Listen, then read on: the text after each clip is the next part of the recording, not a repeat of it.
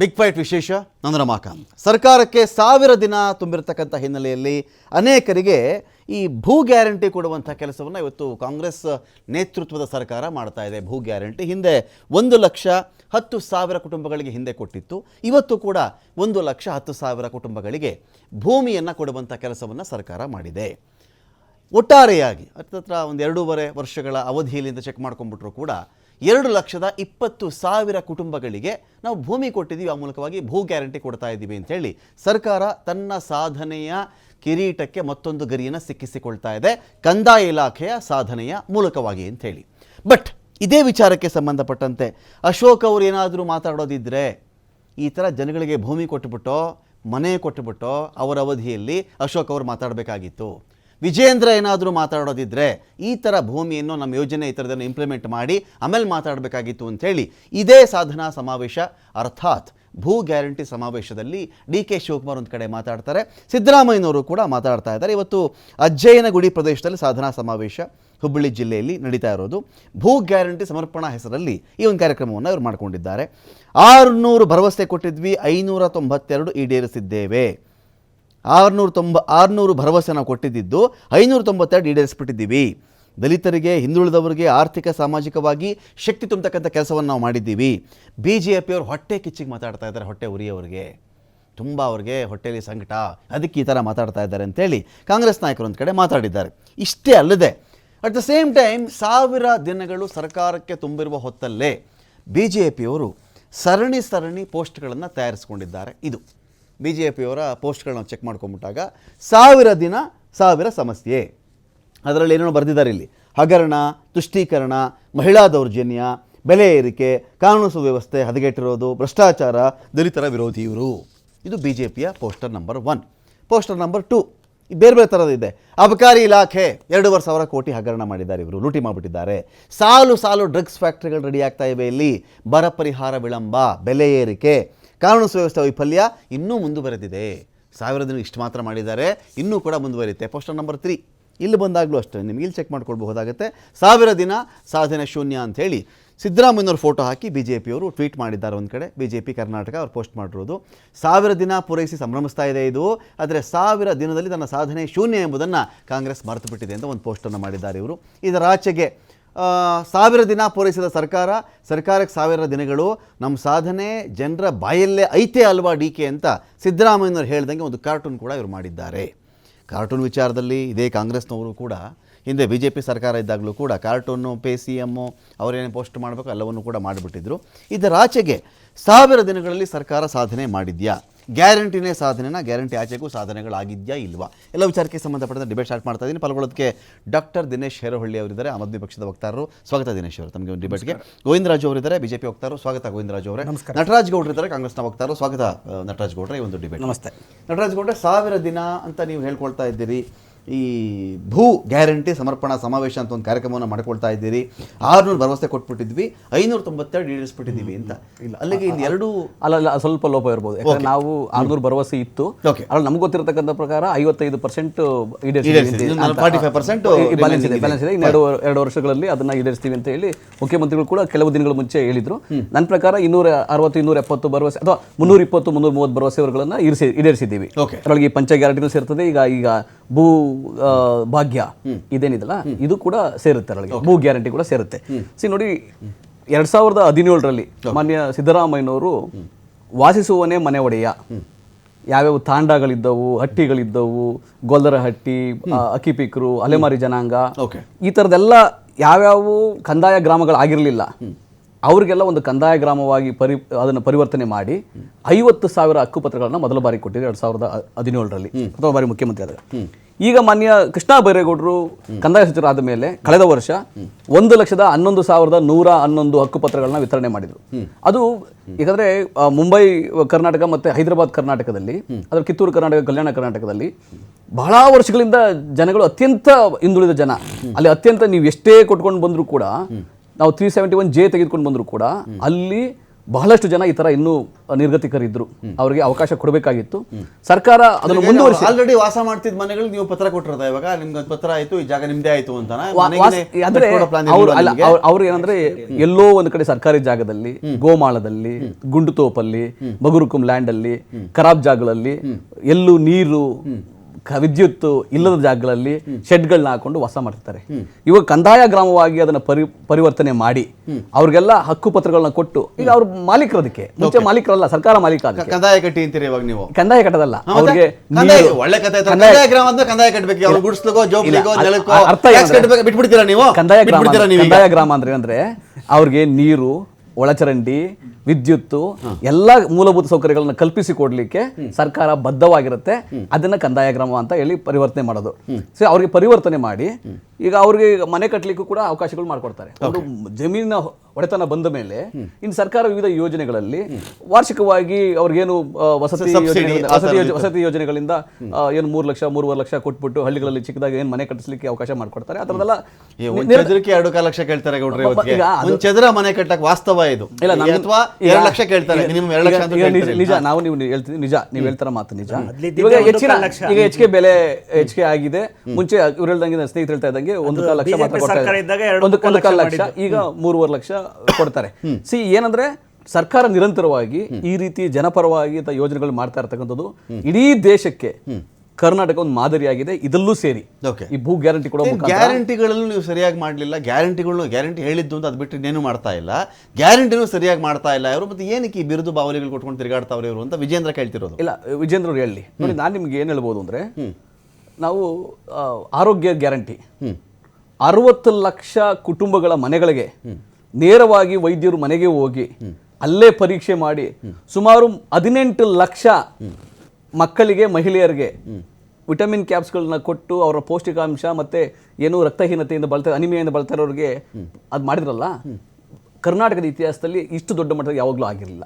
ಅಂದ್ರೆ ಮನೆಗೆ ಆರೋಗ್ಯ ಗ್ಯಾರಂಟಿ ಎಲ್ಲ ಸರ್ಕಾರಗಳು ಮಾಡಿವೆಲ್ಲ. ಮಡಿಲು ಕಿಟ್, ತಾಯಿ ಕಿಟ್, ತಾಯಿ ಕಾರ್ಡು, ಇದೇನ ಇಲ್ಲ ಅಂತ ಇಲ್ಲಿ ಇರ್ಲಿಲ್ವಾ? ಇದು ಬಿಜೆಪಿ ಕಾಲದಲ್ಲಿ, ಜೆಡಿಎಸ್ ಕಾಲದಲ್ಲಿ ಇರ್ಲಿಲ್ವಾ? ಇದು ಎಕ್ಸ್ಕ್ಲೂಸಿವ್ ಮುಂಚೆಯಿಂದನೂ ಇತ್ತು. ನಾವು ಅದನ್ನು ಯಾವ ಪ್ರಿಯಾರಿಟಿ ಮೇಲೆ ತಗೊಂಡು, ಪ್ರಾಮುಖ್ಯತೆ ತಗೊಂಡು ಎಷ್ಟು ದೊಡ್ಡ ಮಟ್ಟದಲ್ಲಿ ಅದನ್ನು ಮಾಡ್ತಾ ಇದೀವಿ, ಎಷ್ಟು ದೊಡ್ಡ ಮಟ್ಟದ ಬೆನಿಫಿಷರಿಗಳನ್ನ ಅದನ್ನ ಇನ್ವಾಲ್ವ್ ಮಾಡ್ಕೊಂಡಿದೀವಿ, ಅದು ಬಹಳ ಮುಖ್ಯ. ಇಡೀ ದೇಶದಲ್ಲಿ 18% ಮಹಿಳೆಯರು, ಗರ್ಭಿಣಿಯರು ರಕ್ತಹೀನತೆಯಿಂದ ಬಾಳ್ತಿದ್ದಾರೆ.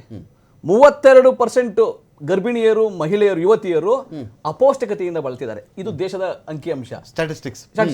ಸೊ ಅದನ್ನ ಕರ್ನಾಟಕದ ಮಟ್ಟಿಗೆ ತೆಗೆದುಕೊಂಡು ಬಂದ್ರೆ ಅದನ್ನ ಇಲ್ದಂಗ್ ಮಾಡಬೇಕು, ಅದು ಸರ್ಕಾರದ ಉದ್ದೇಶ.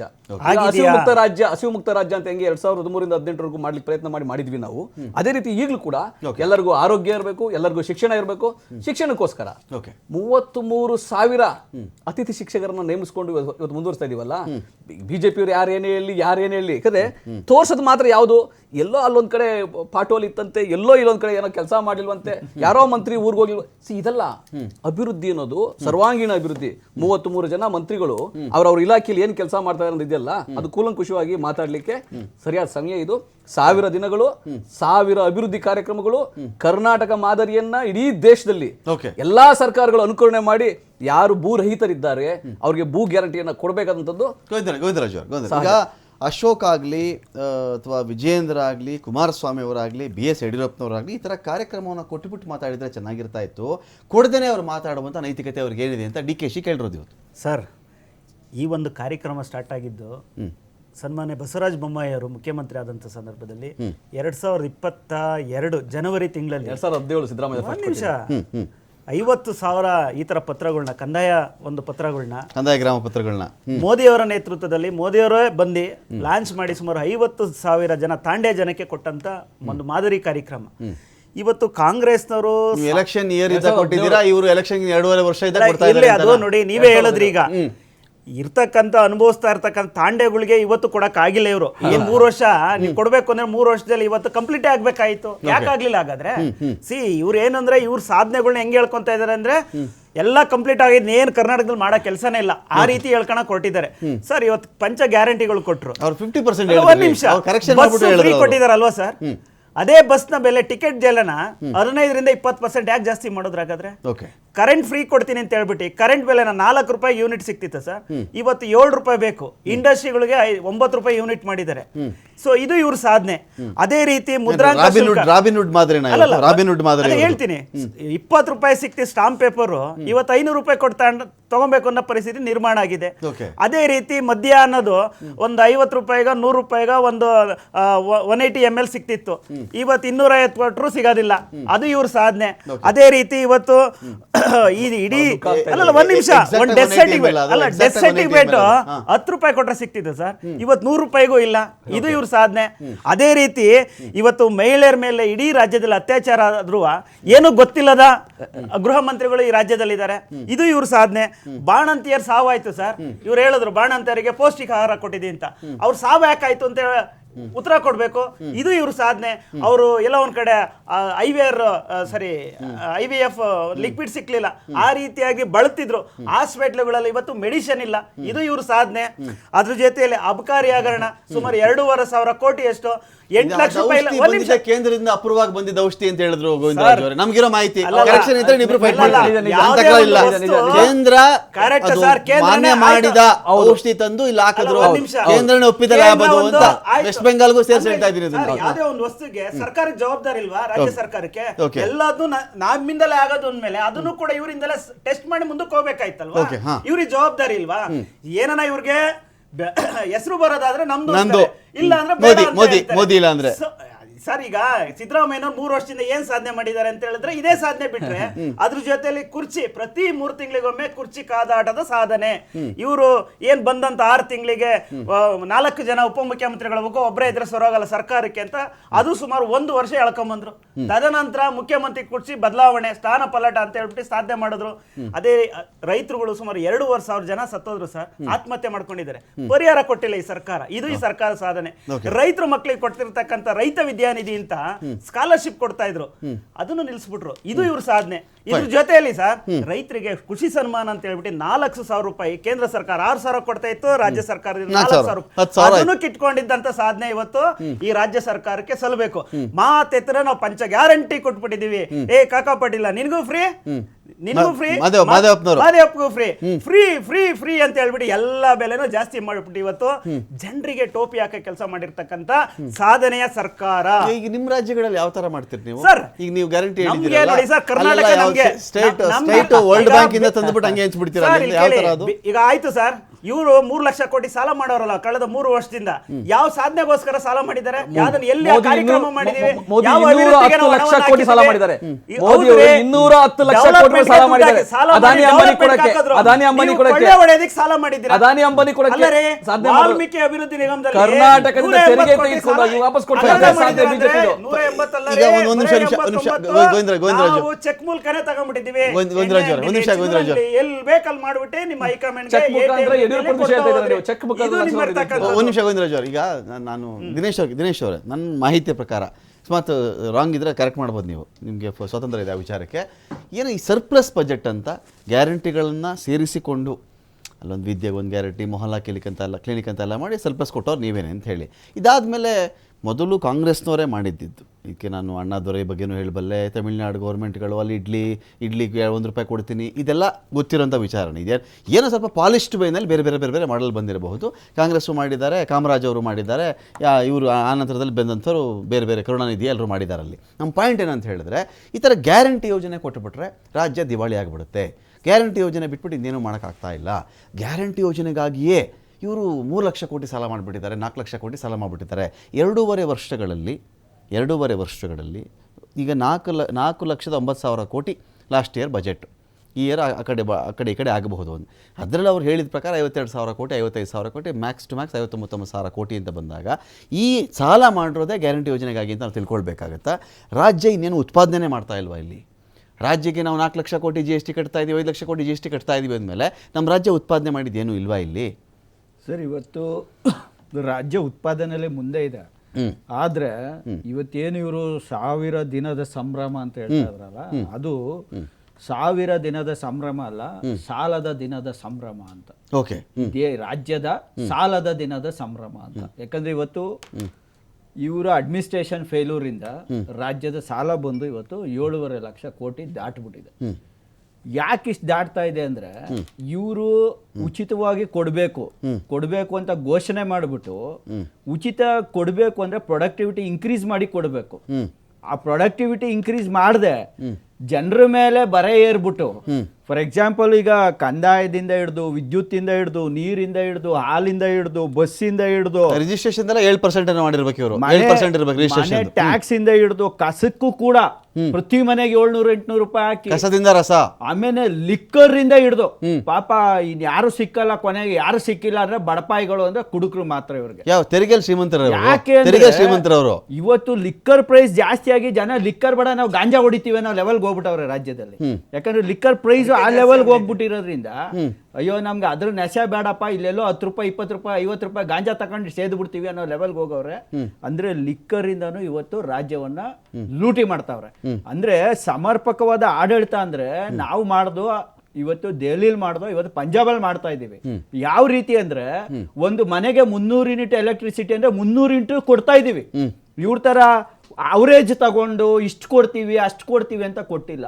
ಮತ್ತೆ ಇವತ್ತು ಹೊಸ ಮನೆಗಳಿಗೆ ಎಲೆಕ್ಟ್ರಿಸಿಟಿ ಕನೆಕ್ಷನ್ ಕೊಡ್ತಾ ಇದೀವಿ ಪಂಜಾಬಲ್ಲಿ, ಇಲ್ಲಿ ಕೊಡ್ತಾನೆ ಇಲ್ಲ ಮನೆಗಳಿಗೆ. ಇವತ್ತು ಸಿದ್ದರಾಮಯ್ಯನ ಮನೆಗೂ ಕೊಟ್ಟಿಲ್ಲ ಕರೆಂಟ್ನ. ಅಂದ್ರೆ ಸಿದ್ದರಾಮಯ್ಯನವ್ರ ಮನೆಗೆ ಯಾಕೆ ಕೊಡ್ತಾ ಇಲ್ಲ ಅಂದ್ರೆ ಅವ್ರಿಗೆ ಕೊಟ್ಬಿಟ್ರೆ ಬೇರೆಯವ್ರಿಗೂ ಕೊಡ್ಬೇಕಾಯ್ತದೆ. ರೂಲ್ ಇಸ್ ಎ ರೂಲ್ ಅಂತ ಅವರು. ಬೇರೆಯವ್ರ ಮನೆಗಳಿಗೂ ಕರೆಂಟ್ ಕೊಡದೆ ಆಟ ಆಡಿಸ್ತವ್ರೆ. ಇವತ್ತು ಏನು ಟೆಂಪ್ರರಿ ಕರೆಂಟ್ ಅಲ್ಲಿ 20-30 ಮನೇಲಿರೋರು 3,000, 4,000, 5,000 ಬಿಲ್ಗಳು ಕಟ್ಕೊಂಡು ಜೀವನ ಮಾಡ್ತಾವ್ರೆ. ಅಂದ್ರೆ ಇದು ಅತಿಯಾದ ಭ್ರಷ್ಟಾಚಾರ. ಆಮೇಲೆ ಹೆಣ್ಮಕ್ಳಿಗೆ ನಾವು ಬಸ್ಸಲ್ಲಿ ಫ್ರೀ ಕೊಡ್ತೀವಿ ಅಂದ್ಬಿಟ್ಟು ಗಂಡಸರಿಗೆ 3 ಪಟ್ಟು ಇನ್ಕ್ರೀಸ್ ಮಾಡಿ ಅವರು ಇವತ್ತು ಬಸ್ ಹತ್ತಕ್ಕೆ ಯೋಚನೆ ಮಾಡೋ ಪರಿಸ್ಥಿತಿ ಮಾಡಿ ಇಟ್ಬಿಟ್ಟವ್ರೆ. ಮತ್ತೆ ಇವತ್ತು ಮಕ್ಕಳಲ್ಲಿ ಹೆಣ್ಮಕ್ಳು ಮಾತ್ರ ಸ್ಕೂಲ್ಗೆ ಹೋಗೋರ್ಗೆ ಫ್ರೀ ಬಸ್ಸು, ಅದೇ ಗಂಡು ಮಕ್ಕಳು ಸ್ಕೂಲ್ಗೆ ಹೋಗೋರ್ಗೆ ಬಸ್ ಇಲ್ಲ. ಅಂದ್ರೆ ಮಕ್ಕಳು ನಾವು ಹೇಳ್ತಾ ಇರೋದು ಮಕ್ಕಳುಗಳಿಗೆ ಯಾಕೆ ಫ್ರೀ ಬಸ್ ಪಾಸ್ ಕೊಡ್ತಾ ಇಲ್ಲ ಗಂಡು ಮಕ್ಕಳಿಗೆ, ಅದನ್ನ ಮಾಡ್ಬೇಕು, ಅದನ್ನ ಮಾಡ್ತಾ ಇಲ್ಲ.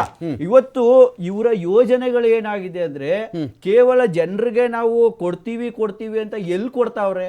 ಉತ್ಪಾದನೆ ಇದೆಯಾ? ಇಲ್ಲ. ಇನ್ನೊಂದು ಹೇಳ್ತೀನಿ, MSME ಇವತ್ತು ರಾಜ್ಯ ಬಿಟ್ಬಿಟ್ಟು ತಮಿಳುನಾಡು, ಆಂಧ್ರ ಕಡೆ ಮುಖ ಮಾಡಿದವೆ. ಯಾಕಂದ್ರೆ ಇವತ್ತು 1 HP 2 HP ಕರೆಂಟ್ ತಗೋಬೇಕು, 10 HP ತಗೋಬೇಕಂದ್ರೆ ನೀವು ಫೀಸ್ ಎಷ್ಟು ಕೊಡ್ತೀರಾ ಅದ್ರ ಡಬಲ್ ಲಂಚ ಕೊಡಬೇಕಾದ ಪರಿಸ್ಥಿತಿ ಇವತ್ತು ಕಾರ್ಮಿಕ ಏನು ಇಂಡಸ್ಟ್ರಿಯಸ್ ಲಿಸ್ಟ್ ಗಳಿಗೆ ಸಮಸ್ಯೆ ಆಗ್ತಾ ಇದೆ. ಮತ್ತೆ ಪ್ರತಿ ಹಂತದಲ್ಲೂ ಲಂಚವನ್ನ 100 ಟೈಮ್ಸ್ ಇನ್ಕ್ರೀಸ್ ಮಾಡ್ಕೊಂಡವ್ರೆ. ಎಲ್ಲಾ ಇಲಾಖೆಗಳು ಭ್ರಷ್ಟಾಚಾರ. ಒಂದೇ ಒಂದು ಸೈನ್ಗಳು ಮಾಡ್ತಾ ಇಲ್ಲ ಅಗ್ರಿಮೆಂಟ್ಗೆ. KIDBಲಿ ಇವತ್ತು ಒಂದೊಂದು ಪೋಸ್ಟ್ಗೆ 3 ಜನ 4 ಜನ ವಿವಿಧ ಇಲಾಖೆಗಳಿಂದ ಕರ್ಕೊಬಂದು ಕೂರಿಸ್ಕೊಂಡು ಭ್ರಷ್ಟಾಚಾರ ಮಾಡಿಕೊಂಡು ಜನರನ್ನ ಹಿಂಸೆ ಕೊಡ್ತಾವ್ರೆ. ಅದೇ ನಾನು ಹೇಳೋದು, ಈ ಮೈಸೂರು ಸ್ಯಾಂಡ್ಲು ಸೋಪ್ ತರ ತೋರ್ಸಕ್ಕೆ ತಮ್ಮಣ್ಣನ್ ತೋರಿಸ್ತಾರೆ. ಯಾಕೆ ಸರ್ಕಾರದ ಯೋಜನೆಗಳನ್ನ ಇವರು ದಟ್ಟವಾಗಿ ತೋರಿಸ್ಕೊಳಕ್ಕೆ ಯಾವ ಅಂಬಾಸಿಡರ್ ಇಲ್ವಾ? ಇಲ್ಲ ಯಾರು ಇವರ ರಾಹುಲ್ ಗಾಂಧಿ ಅವ್ರನ್ನ ಕರ್ಕೊಬಂದು ಅಂಬಾಸಿಡರ್ ಮಾಡ್ಲಿ, ನಾವು ಇಂಥ ಯೋಜನೆಗಳನ್ನ ಉಚಿತವಾಗಿ ಮಾಡ್ತಾ ಇದೀವಿ, ಫ್ರೀ ಆಗಿ ಕೊಡ್ತಾ ಇದೀವಿ, ಭ್ರಷ್ಟಾಚಾರ ಇಲ್ಲದೆ ಕೊಡ್ತಾ ಇದೀವಿ, ಜನರಿಗೆ ಹಿಂಸೆ ಕೊಡ್ತಾ ಇಲ್ಲ, ಇದನ್ನ ಯಾಕೆ ಹೇಳ್ತಾ ಇಲ್ಲ? ಫೈನ್ ನಾನು ಚರ್ಚೆ ಮತ್ತೆ ಮುಂದುವರಿಸ್ತೀನಿ. ಒಂದು ಬ್ರೇಕ್. ಬಿಗ್ ಫ್ಯಾಟ್ ವಿಶೇಷ ಮತ್ತೆ ಮುಂದುವರಿಸ್ತಾ ಇದ್ದೀನಿ. ನಟರಾಜ್ ಗೌಡ್ರೆ, ಗ್ಯಾರಂಟಿಗಳ ಜೊತೆಗೆ ಇಲ್ಲಿ ಗೋವಿಂದರಾಜ್ ಅವ್ರು ಏನು ಮಾತಾಡ್ತಾ ಇದ್ದಾರೋ ಅಥವಾ ದಿನೇಶ್ ಅವ್ರು ಏನು ಮಾತಾಡ್ತಾ ಇದ್ದಾರೋ ಪೂರ್ತಿ ಸುಳ್ಳು ಮಾತಾಡ್ತಾ ಇದ್ದಾರೆ. ಈ ಬೆಲೆ ಏರಿಕೆ, ಭ್ರಷ್ಟಾಚಾರ ಅಥವಾ ರಸ್ತೆ ಗುಂಡಿಗಳು, ಈ ನೀವು ಟ್ಯಾಕ್ಸ್ ಜಾಸ್ತಿ ಮಾಡಿರೋದು, ಈ ರಿಜಿಸ್ಟ್ರೇಷನ್ನು ಅದರಲ್ಲಿ ಪರ್ಸೆಂಟೇಜ್ ಜಾಸ್ತಿ ಮಾಡಿರೋದು, ಇದೆಲ್ಲ ಪೂರ್ತಿ ಸುಳ್ಳು ಅಂತ. ಈಗ ನಾವು ರಾಜ್ಯ ಸರ್ಕಾರ ಎಷ್ಟಕ್ಕೆ ತೆರಿಗೆ ಹಾಕ್ಲಿಕ್ಕೆ ಸಾಧ್ಯ? GST, income tax, corporate tax, professional tax, cess ಎಲ್ಲ ಕೇಂದ್ರ ಸರ್ಕಾರಕ್ಕೆ ಹೋಗೋದ್ರಿಂದ ರಾಜ್ಯ ಕೇವಲ ಈ ಒಂದು 4-5 ವಸ್ತುಗಳ ಮೇಲೆ 48 ಕೇಳಿ ಏನು 48 ಪದಾರ್ಥಗಳ ಮೇಲೆ ಕೇಳಿ ಅದೇನು ಗೊತ್ತಾ? ಅಬಕಾರಿ ಮೇಲೆ, ರೆವೆನ್ಯೂ ಮೇಲೆ, ಸಾರಿಗೆ ಇದ್ರ ಮೇಲೆ ಅಷ್ಟು ಮಾತ್ರ ಇವರು ನಾವು ಅದೇ ಹೇಳ್ತಿರೋದು. ಅಷ್ಟು ಮೇಲೆ ಮಾಡಿ, ಯಾಕಂದ್ರೆ ಕೇಂದ್ರ ಸರ್ಕಾರ ಆರ್ಥಿಕ ಅನ್ಯಾಯ ಮಾಡಿದ್ರು ಕೂಡ, ತೆರಿಗೆದಲ್ಲಿ ತಾರತಮ್ಯ ಆಗ್ತಾ ಇದ್ರು ಕೂಡ, ಕೇವಲ ಕರ್ನಾಟಕಕ್ಕೆ ಮಾತ್ರ ಅಲ್ಲ, ತಮಿಳುನಾಡು, ಆಂಧ್ರ ಪ್ರದೇಶ, ತೆಲಂಗಾಣ, ಕೇರಳ, ದಕ್ಷಿಣ ಭಾರತದ ರಾಜ್ಯಗಳಿಗೆ ಅನ್ಯಾಯ ಮಾಡ್ತಾ ಇದ್ದಾರೆ ಕೇಂದ್ರ ಸರ್ಕಾರ. ಹಂಗಿದ್ರೂ ಕೂಡ ನಾವು ಆರ್ಥಿಕ ಶಿಸ್ತನ್ನು ಕಾಪಾಡಿಕೊಂಡು ರಾಜ್ಯದ ಅಭಿವೃದ್ಧಿ ಮಾಡಬೇಕಾಗಿದೆ. ಈ ನಿಟ್ಟಿನಲ್ಲಿ ರಾಜ್ಯ ಸರ್ಕಾರ ಫಿಸ್ಕಲ್ ಡೆಫಿಷನ್ನ ಮೇಂಟೈನ್ ಮಾಡಿಕೊಂಡು, ಇವರೇನೋ ಹೇಳ್ತಾರೆ 7 ಲಕ್ಷ ಕೋಟಿ ಆಗಿದೆ, 8 ಲಕ್ಷ ಕೋಟಿ, 6,75,000 ಕೋಟಿ ರೂಪಾಯಿ 2024-25ಕ್ಕೆ. GSDP ಎಷ್ಟಿದೆ ರಾಜ್ಯದ್ದು? 29 ಲಕ್ಷ ಕೋಟಿ ರೂಪಾಯಿ. ಅಂದ್ರೆ ನಮ್ಮ ಸಾಲ ಫಿಸ್ಕಲ್ ಡೆಫಿಸಿಟ್ ಎಷ್ಟಿದೆ? 2.9%.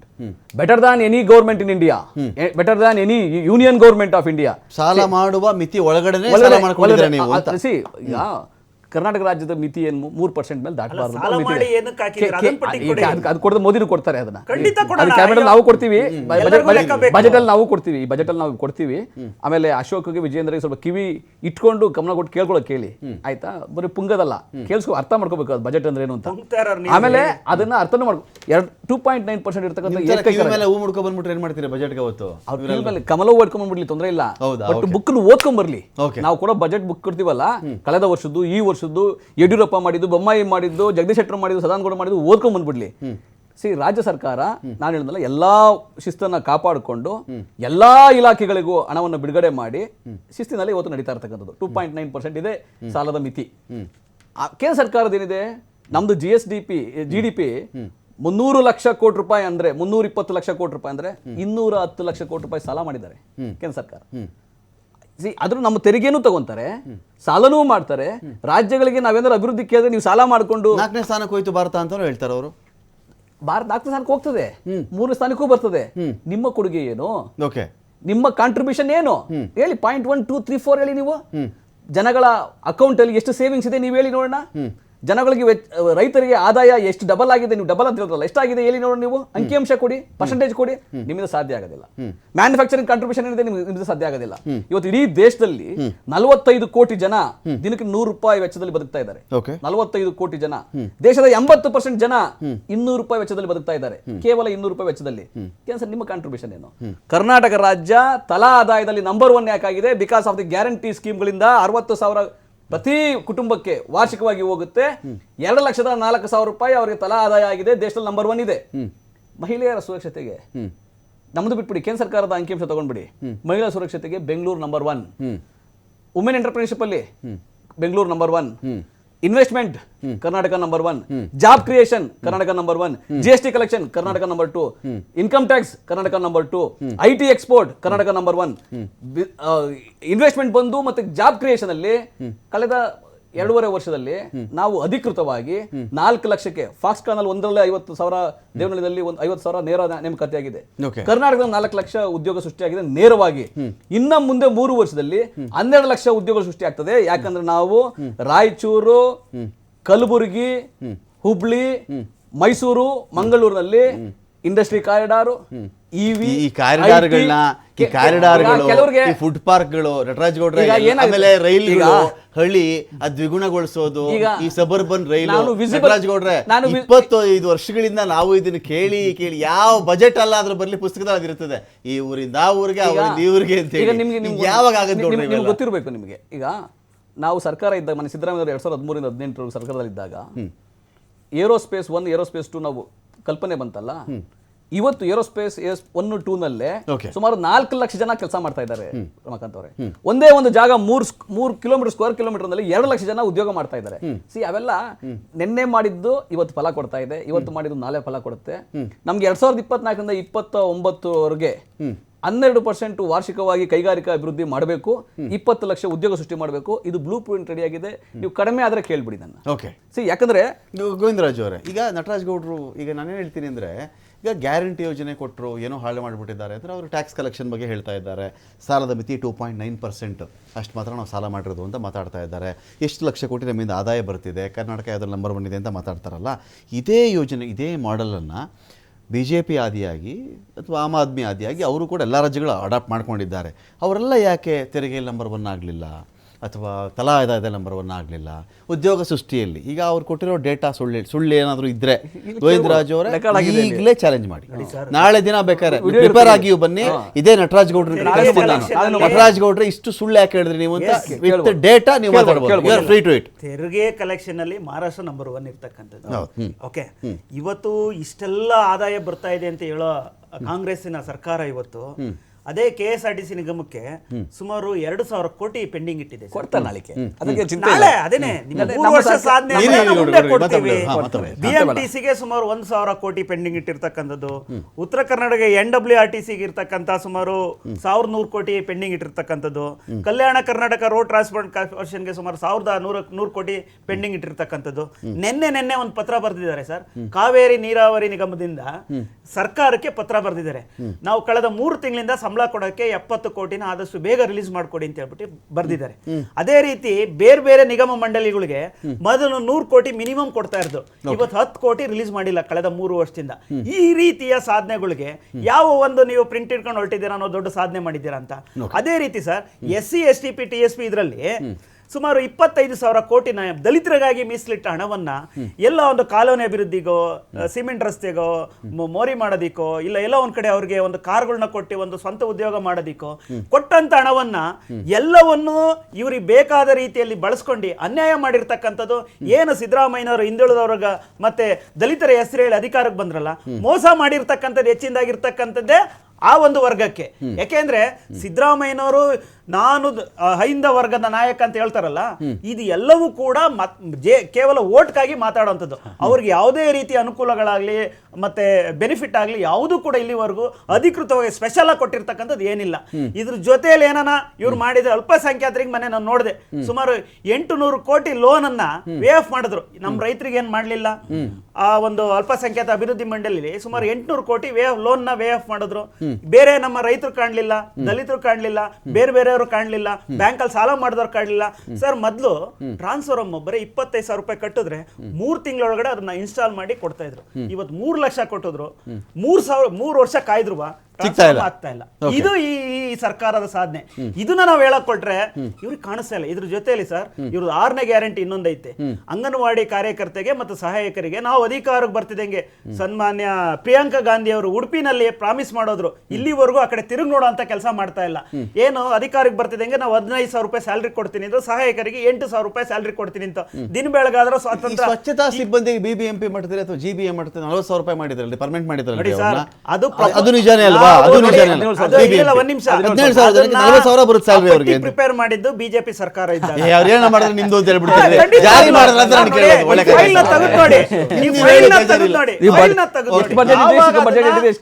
ಆರ್ಡರ್ ಆಯ್ತು, ಜೀವ ಆಗಿದ್ನ ನೀವು ನೋಡಿ. ಜೀವ ಆದ ನಂತರ ಅದನ್ನ ಯಾವ ರೀತಿ ಇವ್ರಿಗೆ ಕೊಡಬೇಕು ಪತ್ರಗಳನ್ನ ಇಶ್ಯೂ ಮಾಡೋದು. ಸರ್ ಎಲ್ಲವೂ ಅಷ್ಟೇ. ಇವರು ಹೇಳ್ತಾರಲ್ಲ ಸರ್, ಇಲ್ಲಿವರೆಗೂ 1000 ಕಿಲೋಮೀಟರ್ ಎಲ್ಲ ರಸ್ತೆ ಮಾಡಿದ್ರೆ ಕರ್ನಾಟಕದಲ್ಲಿ ತೋರಿಸ್ಲಿ ಸರ್. ಹಾಗಾದ್ರೆ ಇರೋದ್ನ ತ್ಯಾಪೆ ಹಾಕ್ತಾರೆ ಬಿಟ್ರೆ ಹೊಸ್ದಾಗ್ ರಸ್ತೆಗಳು ಹೊಸ್ದಾಗ್ ಟಾರ್ ಹಾಕಿರೋದು ಯಾವ್ದಾನ ಒಂದು ಹಳ್ಳಿಗೆ ಹೋಗ್ಬಿಟ್ಟು ನೀವು ತೋರ್ಸ್ಕೊಂಡ್ ಬನ್ನಿ ಸರ್ ನೋಡೋಣ. ನಾನು ಚಾಲೆಂಜ್ ಮಾಡ್ತೀನಿ, ಸಾಧನೆ ಮಾಡಿರ್ತಕ್ಕಂಥ ಸರ್ಕಾರ ಅಂತ ಹೇಳ್ತಾರಲ್ಲ, ಏನ್ ಮಾತಾಡಿದ್ದಾರೆ. ಇವತ್ತು ಸ್ಕೂಲ್ ಮಕ್ಕಳಿಗೆ ಬಸ್ಗಳು ಎವ್ರಿ 5 ನಿಮಿಷಕ್ಕೋ ಇಲ್ಲ 10 ನಿಮಿಷಕ್ಕೋ 20 ನಿಮಿಷಕ್ಕೋ ಒಂದು ಬಸ್ ಇರ್ತಿತ್ತು. ಇವತ್ತು ಅರ್ಧ ಗಂಟೆ ಕಾಯ್ದ್ರು ಬಸ್. ಸರ್ಕಾರದಲ್ಲಿ ತೇಪೆ ಹಾಕೋ ವಿಚಾರದಲ್ಲಿ ದೊಡ್ಡ ಸ್ಕ್ಯಾಮ್ ನಡೆದು ಕೇಂದ್ರ ಸರ್ಕಾರದಿಂದ 100 ಕೋಟಿ ಲೆಕ್ಕ ಕೊಟ್ಬಿಟ್ರಲ್ರಿ. ತೇಪೆ ಹಾಕೋ ವಿಚಾರ 100 ಕೋಟಿ ಲೆಕ್ಕ ಕೊಟ್ಬಿಟ್ಟು ತೇಪೆ ಹಾಕಿರ್ಲಿಲ್ಲ ಅಂತ. 7,000 ಕೋಟಿ ಅನುದಾನದಿಂದ ಎಲೆಕ್ಟ್ರಿಕ್ ಬಸ್ ನ 4,000 ಬಸ್ಗಳನ್ನ ಕರ್ನಾಟಕ ಕೊಟ್ಟಿದೆ. ಸೊ ಇವ್ರು ಇರ್ತಕ್ಕಂಥದ್ದು ಯಾವ್ದನ್ನ ಹೊಸದಾಗಿ ಯಾವ್ದನ್ನ ಅನುದಾನ ಕೊಟ್ಟು ನಾನು ಬಸ್ ಪರ್ಚೇಸ್ ಮಾಡಿದ್ದೀರಿ, ಅದನ್ನ ಒಂದು ಉದಾಹರಣೆ ಕೊಡ್ಲಿ ನೋಡೋಣ. ಈ ಸರ್ಕಾರದ ಸಾಧನೆ ಗೊತ್ತಾಗುತ್ತೆ ಏನು ಅಂತ. 3,900 ಬಸ್ಗಳು ನೇರವಾಗಿ ಕರ್ನಾಟಕ ಸರ್ಕಾರ ಮಾನ್ಯ ರಾಮಲಿಂಗಾರೆಡ್ಡಿ ಅವರು ಬೈ ಮಾಡಿ ಅದನ್ನ ಆಡ್ ಮಾಡ್ಕೊಂಡಿದ್ದಾರೆ. ಮಾಹಿತಿ ಇಲ್ಲ. ಕೊಡ್ತೀವಿ ಅಂತ ಹೇಳಿದ್ರೆ ಹೆಲಿಕಾಪ್ಟರ್ ವಿಸಿಟ್ ಮಾಡ್ಕೊಂಡು 2 ವಿಚಾರ ಬರುತ್ತೆ.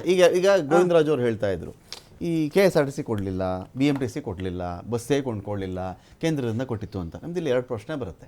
ಎನಿ ಡಿಪಾರ್ಟ್ಮೆಂಟು, ಯಾವುದೇ ಸರ್ಕಾರ ಅದು ಕೊಡುವಂಥ ದುಡ್ಡನ್ನು ಬಾಕಿ ಉಳಿಸ್ಕೊಂಡಿರ್ತಕ್ಕಂಥ ಇತಿಹಾಸ ಇಡೀ ದೇಶದ ಯಾವ ರಾಜ್ಯಗಳಲ್ಲೂ ಇಲ್ವಾ? ಬಾಕಿ 1,000 ಕೋಟಿ 2,000 ಕೋಟಿ ಇರುತ್ತೆ, ಅದಕ್ಕೆ ಸಮಯ ಬಂದಾಗ ತೀರಿಸ್ಕೊಂಡು ಹೋಗುತ್ತೆ ಅಂತ ಇದೆಯಾ? ಇನ್ನೊಂದು ಪ್ರಶ್ನೆ ಬರುತ್ತೆ, ಅದು ಬಸ್ಸೋ ಅಥವಾ BMTCನೋ ಯಾವುದೇ ಆಗಲಿ, ಬಸ್ಗೆ ನಮಗೆ ಸಂಬಳ ಕೊಡಲಿಲ್ಲ, ನಮಗೆ ದುಡ್ಡು ಕೊಟ್ಟಿಲ್ಲ, ಇವರು ನಮಗೆ ಬಾಕಿ ಬಂದಿಲ್ಲ ಅಂಥೇಳಿ ನಾವು ಬಸ್ ಓಡಿಸಲ್ಲ. ರಾಜ್ಯದಲ್ಲಿ ಎಲ್ಲಾದರೂ ಕನಿಷ್ಠ 5 ಬಸ್ ಆದರೂ ಸ್ಟಾಪ್ ಆಗಿದೆಯಾ ಅಂತ ಒಂದು ಸಹಜ ಒಂದು ಪ್ರಶ್ನೆ ಬಂದೇ ಬರುತ್ತೆ. ಟ್ರಾನ್ಸ್ಫಾರ್ಮರ್ ಹೇಳಿದ್ದಾರೆ, ಓಕೆ ಅಗ್ರಿ. ಇದ್ಯಾವುದು ನೋಂದಣಿ ಶುಲ್ಕ ಜಾಸ್ತಿ ಮಾಡಿದ್ದಾರೆ, ಅಗ್ರಿ. ಜನಗಳಿಗೆ ಅದು ಹೊಡೆತ. ಈ ರೋಡ್ ವಿಚಾರದಲ್ಲಿ ಅನೇಕ ಕಡೆ ಅಗದು ಬಿಸಾಕಿದ್ದಾರೆ. ನೀವು 1 ಕಿಲೋಮೀಟ್ರ್ ಹೋಗೋಕ್ಕೆ ಒದ್ದಾಡಬೇಕು ಮನುಷ್ಯ. ಅದು ಅದರಂಥ ಕೆಟ್ಟ ಕೆಲಸ ಇನ್ನೊಂದಿಲ್ಲ. ಅದು ಯಾವಾಗ ಮುಗಿಯುತ್ತೆ ಅಂದರೆ ಎಲೆಕ್ಷನ್ ಬರುವಾಗ ಮುಗಿಬೋದೇನೋ. 100 ಮೀಟರ್ ರೋಡ್ ಹಾಕೋಕ್ಕೆ 2 ವರ್ಷದಿಂದ ಅಗದು ಬಿಟ್ಟಿದ್ದಾರೆ. ಬೆಂಗಳೂರು ಯಾವ ರೋಡ್ಗೆ ಹೋದ್ರೂ ಧೂಳು, ಎಲ್ಲ ಕಡೆ ಗುಂಡಿ. ಇದ್ರ ಬಗ್ಗೆ ತಕರಾರೇ ಇಲ್ಲ. ಬಟ್ ಹಾಗಂತ ಬಸ್ಗಳು ಹಿಂಗೆ ಮಾಡಿಬಿಟ್ಟಿದ್ದಾರೆ. ಇದನ್ನು ಹೇಳ್ಬೋದಾ, ಕ್ಲೈಮ್ ಮಾಡ್ಬೋದಾ ನಾವು? ಬಸ್ ಆ ಥರ ಮಾಡಿರೋದ್ರಿಂದ ಜನಗಳಿಗೆ ತೊಂದರೆ ಆಯ್ತು ಅಂತ ನನ್ನ ಪಾಯಿಂಟ್ ಇಲ್ಲಿ. ಟ್ರಾನ್ಸ್ಪೋರ್ಟೇಷನಲ್ಲಿ ಅದು ಅಂತ ತೊಂದರೆಗಳಾಗಿಲ್ಲ. ಓಕೆ. ಅಂದರೆ ಸಾಮಾನ್ಯ ಇರುತ್ತೆ, ಯಾಕಂದರೆ ಅವ್ರು ಕೊಡೋದು ಇನ್ನೊಂದು ಬಜೆಟಲ್ಲಿ ಕೊಡ್ಬೋದು, ಯಾವುದ್ರಲ್ಲೂ ಹೊಂದಿಸ್ಕೊಡ್ಬೋದು, ಇನ್ನೊಂದು ಮಾಡ್ಬೋದು. ಬಟ್ ಓವರಾಲು ನಾವು ಇವಾಗ ಏನು ಇವರು ಹಳ್ಳಿಗಳಿಗೆ ನಾವು ಹಕ್ಕುಪತ್ರ ಕೊಟ್ಟು ಹಾಗೆ ಹೀಗೆ ಅಂತ ಇವತ್ತು ನೀವು ಸರ್ಚ್ ಮಾಡಿ ನೋಡಿ, ಕರ್ನಾಟಕದಲ್ಲಿ ಎಸ್ಪೆಷಲಿ ಉತ್ತರ ಕರ್ನಾಟಕದಲ್ಲಿ ಎಷ್ಟೋ ಹಳ್ಳಿಗಳು ಖಾಲಿ ಇದೆ. ನಾಟ್ ಎ ಸಿಂಗಲ್ ಪರ್ಸನ್ ಇಲ್ಲ ಇವತ್ತು. ಗೋಸ್ಟ್ ವಿಲೇಜ್ ಅಂತಾನೆ ಕರೀತಾ ಇದ್ದಾರೆ. ಯಾಕಂದ್ರೆ ಆ ಹಳ್ಳಿಗಳಲ್ಲಿ ಅವ್ರಿಗೆ ಕುಡಿಯೋ ನೀರಿಲ್ಲ, ವ್ಯವಸ್ಥೆ ಇಲ್ಲ. ಸಂಪೂರ್ಣ ಹಳ್ಳಿಗಳನ್ನ ತೊರೆದು ಯಾದಗಿರಿ, ರಾಯಚೂರು, ಬೆಳಗಾಂ ಡಿಸ್ಟಿಕ್ ಇಂದ ಹಿಡಿದು ಗೋಸ್ಟ್ ವಿಲೇಜ್ ಎಲ್ಲ ಗೋಸ್ಟ್ ವಿಲೇಜ್, ಒಬ್ರು ಇಲ್ಲ ಅಲ್ಲಿ. ಅಂತ ಕಡೆ ಇವರು ಹಕ್ಕುಪತ್ರ ಕೊಟ್ಟಿದ್ರು ಇರ್ಬೋದು, ಯಾಕಂದ್ರೆ ಅಂತ ಕಡೆ ಕೊಟ್ಟು ಇವ್ರು ತೋರಿಸ್ಕೊಂಡಿರ್ತಾರೇನೋ. ಆ ಒಂದು ಪರಿಸ್ಥಿತಿಗಿದೆ. ಇವತ್ತು 1350 ಮಿಲಿಮೀಟರ್ಗಿಂತ ಹೆಚ್ಚು ಮಳೆ ಹೋಯ್ತೆ ಕರ್ನಾಟಕ. ಇವತ್ತು ಸೆಕೆಂಡ್ ಇಂಡಿಯಾದಲ್ಲೇ ಬೇಕಾದ್ರೆ ಚೆಕ್ ಮಾಡಿ, 2ನೇ ಅತಿಯಷ್ಟು ಡ್ರೌಟ್ ಸ್ಟೇಟ್ ಅಂತ. ಅಂದ್ರೆ ನಮ್ ಬರ ಪೀಡಿತ ರಾಜ್ಯವಾಗಿದೆ. ಯಾಕಂದ್ರೆ ಇಷ್ಟು ಮಳೆ ಹುಯ್ದು. ಈಗ ರಾಜಸ್ಥಾನದಲ್ಲಿ ಕೇವಲ 350 ಮಿಲಿಮೀಟರ್ ಮಳೆ ಹುಯ್ಯುತ್ತೆ.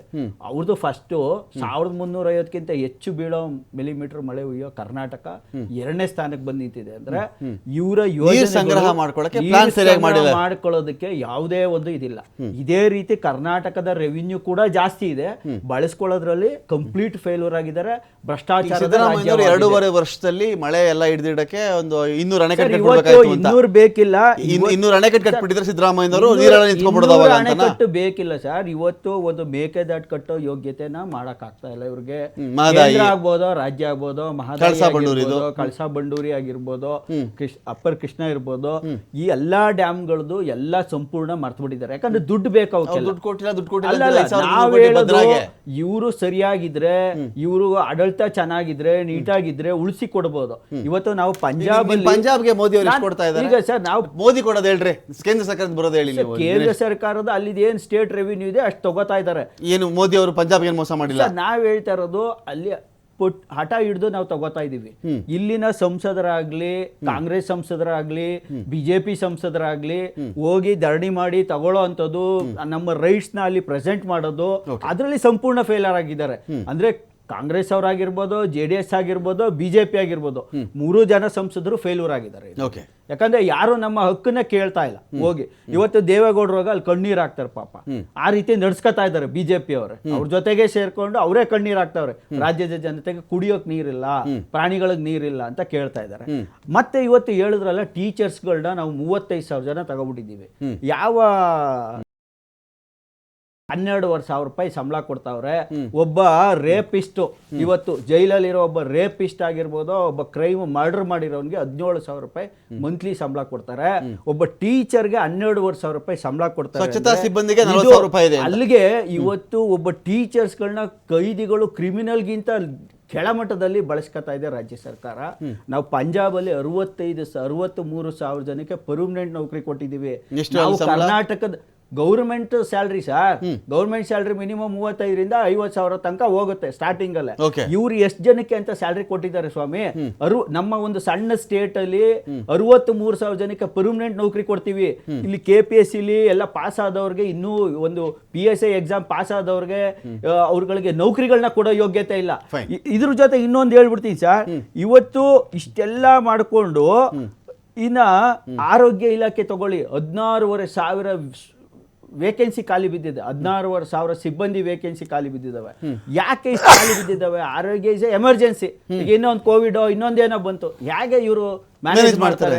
ಅದಕ್ಕೆ ಪೂರ್ವಾಪರ ಸಿದ್ಧತೆಗಳೇ ಇಲ್ಲ ಸರ್ಕಾರದಲ್ಲಿ. ಇನ್ನು ಇವ್ರು ಏನ್ ಮಾಡ್ತಾರೆ, ಅಲ್ಲಿ ಕೈ ತೋರ್ಸೋದು, ಇಲ್ಲಿ ಕೈ ತೋರ್ಸೋದು, ಈ ತರ. ಅಂದ್ರೆ ಇಂಥ ಸೂಕ್ಷ್ಮವಾದ ವಿಚಾರಗಳಲ್ಲಿ ಆರೋಗ್ಯ ಆಗ್ಬೋದು, ಶಿಕ್ಷಣದಲ್ಲಿ ಎಷ್ಟು ಇವರು NPS ಸ್ಕೂಲ್ಗಳು ಮಾಡೋರು, ನ್ಯಾಷನಲ್ ಪಬ್ಲಿಕ್ ಸ್ಕೂಲ್ ಮಾಡ್ತೀವಿ ಅಂದ್ರು, ಎಷ್ಟು ಮಾಡಿದ್ದಾರೆ? ಈಗ ನಾವು ಪಂಜಾಬಲ್ಲಿ ಮಾಡಿದ್ದೀವಿ, ತೋರಿಸ್ತೀವಿ ಬಂದು, ನೀವು ಬಂದು ಹೋಗಿ ಚೆಕ್ ಮಾಡಿದ್ದೀವಿ. ಇವ್ರು ಇನ್ನೂ ಎಷ್ಟು ವರ್ಷ ಬೇಕು ಮಾಡೋದಕ್ಕೆ? ಫೈನ್. ಅಖಾಡ ಬಿಗ್ ಫೈಟ್ ವಿಶೇಷ ಮತ್ತೆ ಮುಂದುವರಿಸ್ತಾ ಇದ್ದೀನಿ. ಇದೀಗ ಇಲ್ಲಿ ಒಂದಷ್ಟು ಪ್ರಶ್ನೆಗಳು ರೈಸ್ ಮಾಡ್ತಾ ಇದ್ರು, ದಿನೇಶ್ ಅವ್ರು ರೈಸ್ ಮಾಡ್ತಾ ಇದ್ರು. ಇದೆಲ್ಲ ಜೆನ್ಯೂನಿಟಿ ಇಲ್ವಾ ಈ ಕ್ವಶನ್ಗಳಲ್ಲಿ? ಈಗ ನಾನು ಇಲ್ಲ ಅಂತ ಹೇಳ್ತಿಲ್ಲ. ನೀರು ನೋಡಪ್ಪ, 2ನೇ ತರ ಬರದ ಜಿಲ್ಲೆ ಅಂತ ಹೇಳಿ ನಾವು 1350 ಮಿಲಿಮೀಟರ್ ಮಳೆ ಆದಮೇಲೂ ಕೂಡ ಆ ಥರ ಕರ್ಸ್ಕೊಂಡ್ಬಿಡ್ತೀವಿ ನಾವು ನಮ್ಮ ರಾಜ್ಯ ಅಂತ ಹೇಳಿದಾಗ, ಏನೋ ಒಂದು ಚೆಕ್ ಡ್ಯಾಮ್ಗಳು ಬೇಕು. ನಾನೇನು ದೊಡ್ಡ KRS 50 KRS ಕಟ್ಟಿ ನಾವು ಹೇಳ್ತಾ ಇಲ್ಲ. ಅಲ್ಲಿ ಚೆಕ್ ಡ್ಯಾಮ್ಗಳು, ಅಂತರ್ಜಲದ ಮಟ್ಟ ಹೆಚ್ಚಿಸುವಂಥ ಕೆಲಸಗಳು, ಡ್ಯಾಮ್ಗಳು, ಇದೆಲ್ಲ ಯಾರ ಜವಾಬ್ದಾರಿ? ನಿಮ್ಮದೇ flagship programmes, for example Mekedatu, D K Shivakumar ಪಾದಯಾತ್ರೆ ಮಾಡಲಿಲ್ವಾ? ಇಲ್ಲಿಗೆ ಬಂದು ಮೇಕೆದಾಟು ನಿಜ, ಒಂದ್ ಕಲ್ಲು ಕದಲಿಲ್ಲ. ನೀವು ಹೇಳಿ ಕರೆಕ್ಟ್ ಆಗಿದೆ ನೋಡಿ. ಈ ಕೆರೆಗಳಿಗೆ ನೀರು ತುಂಬುವ ಯೋಜನೆ ಅದು ಚಲಘಟ್ಟ KC ವ್ಯಾಲಿ ಇದಾಗಬಹುದು. ಅದೇ ರೀತಿ ರಾಜ್ಯದ ಎಲ್ಲ ಕಡೆ ಮಾಡಬೇಕು. ಇನ್ನೂ 15-20 ಜಿಲ್ಲೆಗಳಲ್ಲಿ ಈ ಥರ ಮಾಡಬೇಕು. ಶುದ್ಧೀಕರಿಸಿದ ನೀರನ್ನು ಎಲ್ಲಿ ನೀರು ಇಲ್ಲವೇ ಇಲ್ಲ, ಮಳೆ ನೀರು ಕಡಿಮೆ ಇರುತ್ತೆ, ಆ ಜಾಗಗಳಿಗೆ ಕೊಡಬೇಕಂತ ತೀರ್ಮಾನ ಇದೆ. ಒಂದು ಕೆಲವು ನಿಬಂಧನೆಗಳಿದ್ದಾವೆ.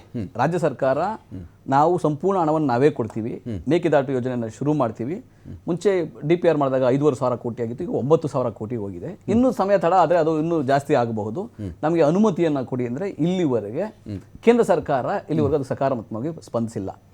ಮಂತ್ರಿಗಳಾದ ಮೇಲೆ ಮಂತ್ರಿಗಳು ಮಾನ್ಯ ಡಿ ಕೆ ಶಿವಕುಮಾರ್ ಆದಿಯಾಗಿ MB ಪಾಟೀಲ್ ಹಿಡಿದು ಇಲ್ಲಿವರೆಗೂ ಇವನ್ ಕುಮಾರಸ್ವಾಮಿ ಅವರ ಸರ್ಕಾರ ಇದ್ದ ಸಮ್ಮಿಶ್ರ ಸರ್ಕಾರದಲ್ಲೂ ಕೂಡ ಪ್ರಯತ್ನ ಮಾಡಿದ್ರು. ಇವತ್ತರೂ ಕೂಡ ಅದು ನಮಗೆ ಅನುಮತಿ ಸಿಗ್ತಾ ಇಲ್ಲ. ಅದಲ್ಲದೆ ಮಹದಾಯಿ ಯೋಜನೆಗೂ ಕೂಡ ಕೇಂದ್ರ ಸರ್ಕಾರ ಅದೇನು ಅಧಿಸೂಚನೆ ಕೊನೆ ಹೊರಡಿಸಬೇಕಾಗಿದೆ, ಅಂತಿಮ ತೀರ್ಪು ಬಂದ ಮೇಲೆ ಅಧಿಸೂಚನೆ ಹೊರಡಿಸಬೇಕು ಕೇಂದ್ರ ಸರ್ಕಾರ, ಅದು ಇಲ್ಲಿವರೆಗೂ ಮಾಡ್ತಾ ಇಲ್ಲ. ಭದ್ರಾ ಮೇಲ್ದಂಡೆ ಯೋಜನೆಗೂ ನಮಗೆ ತಕರಾರು ಮಾಡ್ತಾರೆ, ಇಲ್ಲಿವರೆಗೂ ಹಣವನ್ನು ಕೊಟ್ಟಿಲ್ಲ. ಆದರೆ ಕೃಷ್ಣಾ ಯೋಜನೆಯಲ್ಲಿ ರಾಜ್ಯ ಸರ್ಕಾರ ಕಳೆದ 2025ರಲ್ಲಿ 5,000 ಕೋಟಿ ರೂಪಾಯಿ ಕೊಟ್ಟು ಆ ಕಾಮಗಾರಿ ಚೆನ್ನಾಗಿ ನಡೀತಾ ಇದೆ. ಬೇರೆ ಎಲ್ಲ ಯೋಜನೆಗಳಿಗೆ ಈಗ ಎತ್ತಿನ ಹೊಳೆ ಯೋಜನೆ ಕೂಡ ಇಲ್ಲಿವರೆಗೂ ಬಂದಿದೆ. ಅದು ಎಷ್ಟೇ ಸರ್ಕಾರಗಳು ಬಂದರೂ ಕೂಡ ಅದು ಕುಂಟ್ಕೊಂಡು ಸಾಗ್ತಾ ಇದೆ. ನಮಗೂ ಅದು ಯಾವ್ದು ಬರ್ತದಪ್ಪ ಅಂತ ಒಂದು 10 ವರ್ಷದಿಂದ ನೋಡ್ತಾನೆ ಇದ್ದೀವಿ. ಬಟ್ ಬರೋಂಥ ಒಂದು ಲಕ್ಷಣ ಖಂಡಿತವಾಗಿದೆ ಅದಕ್ಕೆ. ಆದರೆ ಬೇರೆ ಎಲ್ಲ ಯೋಜನೆಗಳಿಗೆ ಕೇಂದ್ರ ಸರ್ಕಾರದ ನಿರ್ಲಕ್ಷ್ಯ, ತಾತ್ಸಾರ, ಮಲತಾಯಿ ಧೋರಣೆ, ಮತ್ತೆ ಕೇಂದ್ರ ಸರ್ಕಾರ ಈ ರೀತಿಯಾಗಿ ಹಠವನ್ನು ಮಾಡಬಾರ್ದು. ರಾಜ್ಯ ಸರ್ಕಾರಗಳಿಗೆ ನಾವೇ ಹಣ ಹಾಕ್ತಿದ್ವಿ ಅನುಮತಿ ಕೊಡಿ ಅಂದರೆ, ಹೌದು ಅಲ್ಲಿ ಏನು ಕಾಡು ಮುಳುಗ್ತದೆ, ಅದಕ್ಕೆ ನಾವು ಏನು ಪರ್ಯಾಯವಾಗಿ ನಾವೆಲ್ಲಿ ನಾವು ಗಿಡಗಳು ನೆಡ್ತೀವಿ, ಯಾವ ಜಾಗದಲ್ಲಿ ನೆಡ್ತೀವಿ, ನಾವೆಲ್ಲ ಆಲ್ರೆಡಿ ಮಾರ್ಕ್ ಮಾಡಿದ್ದೀವಿ. ಅದಕ್ಕೆ ಅನುಮತಿ ಕೊಡುವಂಥದ್ದೊಂದು ಬಾಕಿ. ಕಾಡು ಮುಳುಗಿಸಿದ ಮೇಲೆ ನಾವು ಇನ್ನೊಂದು ಕಾಡು ಕಟ್ಟಿದ್ದೀವಿ ಅನ್ನೋ ನಾನು ಚರಿತ್ರೆಲ್ಲೇ ಕೇಳಿಲ್ಲ. ಇಲ್ಲ, ಅದೇನಾಗುತ್ತೆ ಕಾಡು ಮುಳುಗಿಸಿದ ಮೇಲೆ ಎಷ್ಟು ಸ್ಟೇಟ್ ಕಾಡು ಮುಳುಗಿಸಿ ಇನ್ನೊಂದು ಕಾಡು ಕಟ್ಟಿಬಿಟ್ಟಿದ್ದೀನಿ ನಾನು, ಒಂದು ಕಾಡಿಲ್ಲ. ನಾನೊಂದು ಮಾತು ಹೇಳ್ಬಲ್ಲ, ಏನು ಗೊತ್ತಾ, ಒಂದು ಅರಣ್ಯ ಭಾಗಗಳು ಜಮೀನುಗಳು ಮುಳುಗಿದಾಗ ಅದಕ್ಕೆ ಪ್ಯಾರಲಲ್ ಆಗಿ ನಾವು ಇಷ್ಟು ಮರಗಳನ್ನ ಹಾಕಲೇಬೇಕು. ಅದಕ್ಕೇನಾಗುತ್ತೆ ಅಂದರೆ, ನಮ್ಮಲ್ಲಿ ಡೀಮ್ಡ್ ಫಾರೆಸ್ಟ್ಗಳು ಅಂತ ಭಾಳ ಕಡೆ ಇದ್ದಾವೆ. ಈಗ ಮಾಗಡಿನಲ್ಲಿ ನಾವು ಒಂದು ಸಂಸ್ಕೃತ ಯೂನಿವರ್ಸಿಟಿಗೆ 100 ಎಕರೆ ಜಮೀನು ಕೊಟ್ವಿ. 100 ಎಕರೆ ಜಮೀನಲ್ಲಿ ಮರಗಳಿಲ್ಲ. ಅದು ಕಾಡಂತ ಮೆನ್ಷನ್ ಆಗಿದ್ರು ಕೂಡ ಮರಗಳಿಲ್ಲ. ಅದನ್ನ ನೋಡಿ ಸಂಸ್ಕೃತ ಯೂನಿವರ್ಸಿಟಿಗೆ ಕಾಡು ಅರಣ್ಯ ಜಾಗವನ್ನು ಕೊಟ್ಟು ಎಷ್ಟು ಎಕರೆ ಪ್ರದೇಶದ ಕಾಡು ಮುಳುಗುತ್ತೆ ನೀವ್ ಹೇಳ್ಬೇಕು ನನಗೆ. ಅದನ್ನ ಮೇಕೆದಾಟ ಆಯ್ತು, ಕಾಡು ಮುಳುಗಿದ್ರೆ ಪರ್ಯಾಯ ಕಾಡು, ಒಂದು ಕಾಡನ್ನ ಇಲ್ಲ ಕೇಳಿ, ನಾನು ಪರ್ಯಾಯ ಸೃಷ್ಟಿ ಮಾಡ್ಬೇಕಾದ್ರೆ ಅದು ಪರ್ಯಾಯ ಅರಣ್ಯ ವರ್ಷಗಳು ಬೇಕಾಗಿಲ್ಲ. ಕೇಳಿ ಇದೇನ್ ಗೊತ್ತಾ, ಅಲ್ಲಿ ಯಾವುದೇ ರೀತಿಯ ಅಗ್ರಿಕಲ್ಚರ್ ನಡೀತಾ ಇಲ್ಲ. ಆ ಜಾಗಗಳಿದ್ದಾವೆ ಅಲ್ಲೂ ಕೂಡ. ಯಾಕಂದ್ರೆ ಅಲ್ಲಿ ಜೀವ ವೈವಿಧ್ಯತೆಗೆ ಯಾವ ತೊಂದರೆ ಆಗೋದಿಲ್ಲ. ಆ ರೀತಿಯಾಗಿ ನೋಡಿಕೊಂಡು ಯಾವ್ಯಾವ ಮುಳುಗಡೆ ಆಗ್ತವೆ, ಜಮೀನುಗಳು ಹೊಲಗಳಿದ್ದಾವೆ, ಯಾವ ಹಳ್ಳಿಗಳು ಮುಳುಗಡೆ ಆಗ್ತವೆ, ಅವ್ರಿಗೂ ಕಾಂಪನ್ಸೇಷನ್ ಕೊಟ್ಕೊಂಡು ಇದನ್ನು ಮಾಡ್ತಾರೆ. ಆ ಯೋಜನೆಗೆ ಆಲ್ರೆಡಿ ರೂಪರೇಷೆ ಶುರುವಾಗಿದೆ. ನಾವು ಏನು ಹೇಳಿದ್ವಲ್ಲ, ಏನು ಪರ್ಯಾಯವಾಗಿ ಏನು ಮಾಡಬೇಕು, ಹಸಿರು ಕಡಿಮೆ ಆಗಬಾರ್ದಲ್ಲ, ಅದಕ್ಕೂ ಕೂಡ ಕೆಲಸ ತಗೊಂಡು ನಾವು ಮಾಡ್ತೀವಿ ಅಂದರೆ ಅನುಮತಿ ಸಿಗ್ತಾ ಇಲ್ಲ ಇಲ್ಲಿವರು ನೀರಾವರಿ ವಿಷಯದಲ್ಲಿ.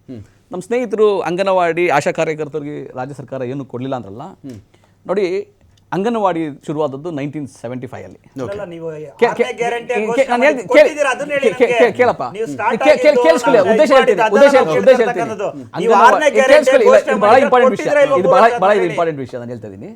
ಅಂಗನವಾಡಿ ಶುರುವಾದದ್ದು 1975ರಲ್ಲಿ 100% ಕೇಂದ್ರ ಸರ್ಕಾರ ಹಣ ಕೊಡ್ತಾ ಇತ್ತು. 100% 100% ಕೇಂದ್ರ ಸರ್ಕಾರ ಕೊಡ್ತಾ ಇತ್ತು.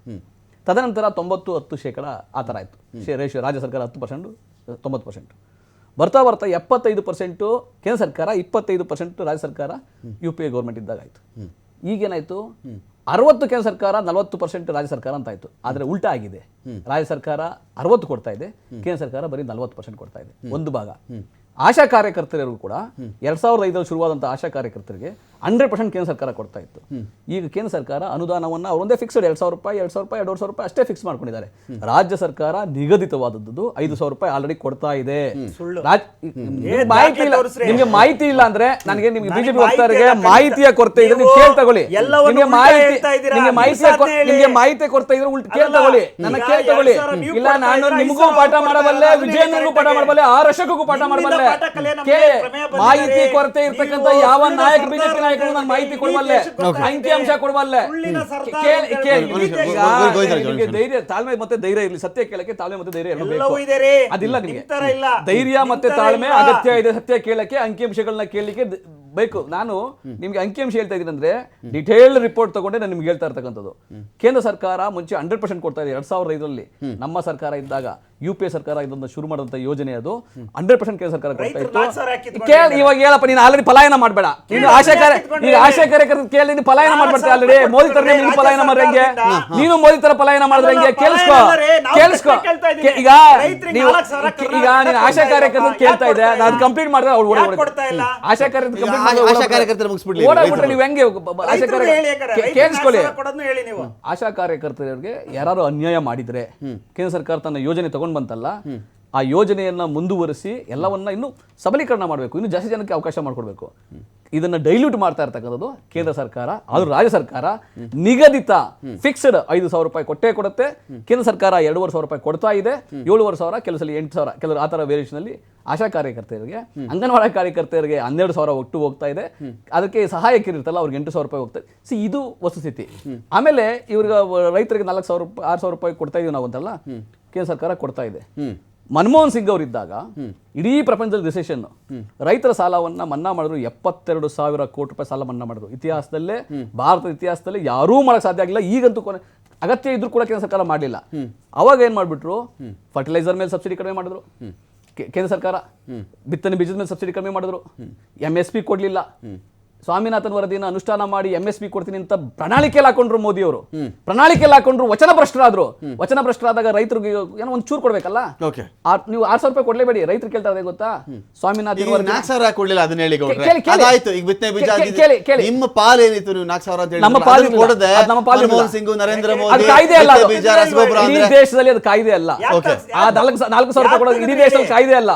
ಕಾಯ್ದೆ ಇದ್ರೆ ನೀವು ಮಾತಾಡಿದಂತವು. ಗ್ಯಾರಂಟಿ ಯೋಜನೆ ಕಾಯ್ದೆ ಅಲ್ಲ, ಅದನ್ನ ಕೊಡ್ತಾ ಇದ್ದೀರಿ. ಕೇಳಿ, ಯೋಜನೆ ಕಾಯ್ದೆನಾ ಅದು? ನಮ್ಮ ಯೋಜನೆ, ಪ್ರಣಾಳಿಕೆ ಅದು, ನಮ್ಮ ಯೋಜನೆ ಫ್ಲಾಗ್ಶಿಪ್ ಅದು. ಕರೆಕ್ಟ್. ನಾನು ನಿಮ್ಗೆ ಅದನ್ನ ಹೇಳ್ತಾ ಇದ್ದೀನಿ. ನಮ್ಮ ಪ್ರಣಾಳಿಕೆ, ನಮ್ಮ ಫ್ಲಾಗ್ಶಿಪ್ ಪ್ರೋಗ್ರಾಮ್ಗಳು, ನಮ್ಮ ಯೋಜನೆಗಳು ನಾವು ಕೊಡ್ತಾ ಇದೀವಿ. ನಿಮ್ಮ ಪ್ರಣಾಳಿಕೆ ನಿಮ್ಮದು ನೀವು ಮಾಡಬೇಕಾಗಿದ್ದವರು ಸ್ವಾಮಿನಾಥನ್ ವರದಿಯನ್ನು ಅನುಷ್ಠಾನ ಮಾಡ್ದಲೆ, MSP ಯನ್ನು ಕೊಡದಲೆ, ಕಾಂಪನ್ಸೇಷನ್ ನೀವು 6,000 ಮಾತ್ರ ಕೊಡ್ತಾ ಇದೀರಿ. 6,000 ಮಾತ್ರ ಕೊಡ್ತಾ ಇದೀರಿ. ರೈತರು ಇವತ್ತು ಏನ್ ಹೇಳ್ತಾ ಇದಾರೆ ಅಂದ್ರೆ, ನೀವು 6,000 ತಗೊಳ್ಳಿ, ನಮಗೆ ಸ್ವಾಮಿನಾಥನ್ ವರದಿಯನ್ನ ಅನುಷ್ಠಾನ ಮಾಡಿ MSP ಯನ್ನು ದ್ವಿಗುಣ ಮಾಡಿ. ಇದನ್ನ ಅವ್ರು ಕೇಳ್ತಾ ಇರ್ತಕ್ಕಂಥದ್ದು. ಅವ್ರು ಕೊಡ್ತಾ ಇಲ್ಲ, ಸಬ್ಸಿಡಿ ಕೊಡ್ತಾ ಇಲ್ಲ, ಫರ್ಟಿಲೈಸರ್ ಮೇಲೆ, ಬಿತ್ತನೆ ಬೀಜದ ಮೇಲೆ ಕೊಡ್ತಾ ಇಲ್ಲ. ಅದಕ್ಕಾಗಿ ನೀವು 6,000 ಕೊಡ್ತಾ ಇದೀರಿ. ನಮ್ಮ ಯೋಜನೆ ಏನು? ಕಾಯ್ದೆ ಆಗಿದ್ರೆ ನೀವು 4,000 ಕೊಡ್ಬೇಕಾಯ್ತು. ಇಡೀ ದೇಶದಲ್ಲಿ ಎಲ್ಲ ರೈತರು ಎಲ್ಲ ರಾಜ್ಯಗಳು ಕೊಡ್ತಾರೆ. ಬಿಜೆಪಿ ರಾಜ್ಯಗಳು ಕೊಡ್ತಾರ? ಉತ್ತರ ಪ್ರದೇಶದಲ್ಲಿ 4,000 ರೂಪಾಯಿ ಕೊಡ್ತಾರ? ಆಡ್ ಮಾಡಿ. ಸುಮ್ಮನೆ ಏನನ್ನು ಹೇಳಬಾರ್ದು. ನಮ್ಮ ಯೋಜನೆ ಏನು? ನಾನು ಗೃಹಲಕ್ಷ್ಮಿ ಕೊಡ್ತೀನಿ ಅಂತ ಹೇಳಿದ್ದೀನಿ. ಗೃಹಲಕ್ಷ್ಮಿ, ಗೃಹ ಜ್ಯೋತಿ ಕೊಡ್ತೀನಿ ಅಂತ ಹೇಳಿದ್ದೀನಿ. ಗೃಹ ಜ್ಯೋತಿ ಕೊಡ್ತೀವಿ ಅಂತ ಹೇಳಿದ್ವಿ. 1,65,00,000 ಕುಟುಂಬಗಳಿಗೆ. ಕೇಳಿ, 1,65,00,000 ಕುಟುಂಬಗಳಿಗೆ ಶೂನ್ಯ ಬಿಲ್ ಹೋಗ್ತಾ ಇದೆ. ಶೂನ್ಯ ಬಿಲ್ 1,65,00,000 ಕುಟುಂಬಗಳಿಗೆ ಗೃಹ ಜ್ಯೋತಿ. ಇಡೀ ಪ್ರಪಂಚ, ಭಾರತದಲ್ಲಿ ಇಡೀ ಪ್ರಪಂಚದಲ್ಲಿ ಇಂಥ ಯೋಜನೆ ಮತ್ತೊಂದಿಲ್ಲ. ಬೇರೆಯವರು ಜಾಸ್ತಿ ಮಾಡ್ಬಿಟ್ಟು ಅವ್ರು ಕೊಡ್ತಾ ಇದ್ದಾರೆ, ನೀವು ಅಂತ 7 ರೂಪಾಯಿ ಯೂನಿಟ್ ಮಾಡ್ಬಿಟ್ಟು ಯಾರು ಬೇಕಾದ್ರೂ ಕೊಡ್ತಾರೆ ಅಂತ. ಈಗ ರಮಾಕಾಂತ್ ಅವರೇ, ನೀವು ಕಂಪೇರ್ ಮಾಡಿ. ನಮ್ಮ ರಾಜ್ಯದಲ್ಲಿ ಇಷ್ಟಿದೆಯಲ್ಲ, ವಿದ್ಯುತ್ ಇಷ್ಟಿದೆಯಲ್ಲ, ಮಹಾರಾಷ್ಟ್ರದ ಕಂಪೇರ್ ಮಾಡಿ, ತೆಲಂಗಾಣದ ಕಂಪೇರ್ ಮಾಡಿ, ಪಂಜಾಬ್ ಕಂಪೇರ್ ಮಾಡಿ. ನಾವು ಏನ್ ಹೇಳ್ತಾ ಇದೀವಿ, ವಾರ್ಷಿಕವಾಗಿ 5% ಏನ್ ಹೆಚ್ಚಿಗೆ ಆಗ್ತಾವಲ್ಲ, ಇದು ಪಾಲಿಸಿ ಆಫ್ ಇಂಡಿಯಾ. ಇದು ಕರ್ನಾಟಕದಲ್ಲಿ ಮಾತ್ರ 3% ಜಾಸ್ತಿ ಆಗ್ಬಿಡ್ತು ವಾಟರ್ ಬಿಲ್. ಕಳೆದ 15 ವರ್ಷದಿಂದ ವಾಟರ್ ಬಿಲ್ ಹೆಚ್ಚಿಗೆ ಆಗಿಲ್ಲ. 5% ಆಗೇ ಆಗುತ್ತೆ, ನ್ಯಾಚುರಲ್ ಆಗುತ್ತೆ. 5% ಯೂಶುವಲಿ ಮನೆ ಬಾಡಿಗೆ ಜಾಸ್ತಿ ಎವರಿ ಇಯರ್ ಆಗುತ್ತೆ. ಕೇಂದ್ರ ಸರ್ಕಾರ ಪಾಲಿಸಿಗಳಿದಾವ್ರಿ, ನಿಮ್ಗೆ ಗೊತ್ತಿಲ್ಲ ಅಂದ್ರೆ ಪಾಲಿಸಿ ನಾನೇ ಮಾಡಕ್ಕಾಗ್ತದೆ. ಎಲ್ಲವುಗಳ ಬೆಲೆ ಭಾರತದಲ್ಲಿ ಏರಿಕೆಯಾದ ಸ್ವರೂಪದಲ್ಲಿಯೇ ರಾಜ್ಯದ ದರಗಳು ಏರಿಕೆ ಆಗುತ್ತವೆ. ಖಂಡಿತ ಇಲ್ಲ ಸರ್. ಇವ್ರು ಗ್ಯಾರಂಟಿ ಕೊಡ್ತಾ ಇದೀವಿ ಒಂದೇ ಉದ್ದೇಶ ಇಟ್ಕೊಂಡು ಇವತ್ತು ಎಲ್ಲ ಬೆಲೆಗಳನ್ನ ಜಾಸ್ತಿ ಮಾಡಿದ್ದು ಅಧಿಕೃತವಾಗಿ ಮಾಡಿರ್ತಾರೆ. ಕೇಂದ್ರ ಯಾವ್ದ್ರ ಬೆಲೆ ಜಾಸ್ತಿ ಮಾಡಿಬಿಟ್ಟಿದೆ ಹೇಳಿ. ಅವರು ನೀವು ಅಷ್ಟೇನೆ, ಕೇಂದ್ರ ಬೆಲೆ ಜಾಸ್ತಿ ಮಾಡಿಲ್ಲ. ಈಗ ಹೇಳಿ ಸರ್, ನೀವು 10 ಬೆಲೆ ಜಾಸ್ತಿ ಆಗಿರೋದು ಹೇಳಿ ಸರ್. ಪೆಟ್ರೋಲ್ ಡೀಸೆಲ್ ಬೆಲೆ ಜಾಸ್ತಿ ಆಗಿದೆ ಸರ್. ನೀವು ಗ್ಲೋಬಲ್ ಮಾರ್ಕೆಟ್ ಅಲ್ಲಿ ಜಾಸ್ತಿ ಆಗೋದು. ಈಗ ಕರ್ನಾಟಕದಲ್ಲಿ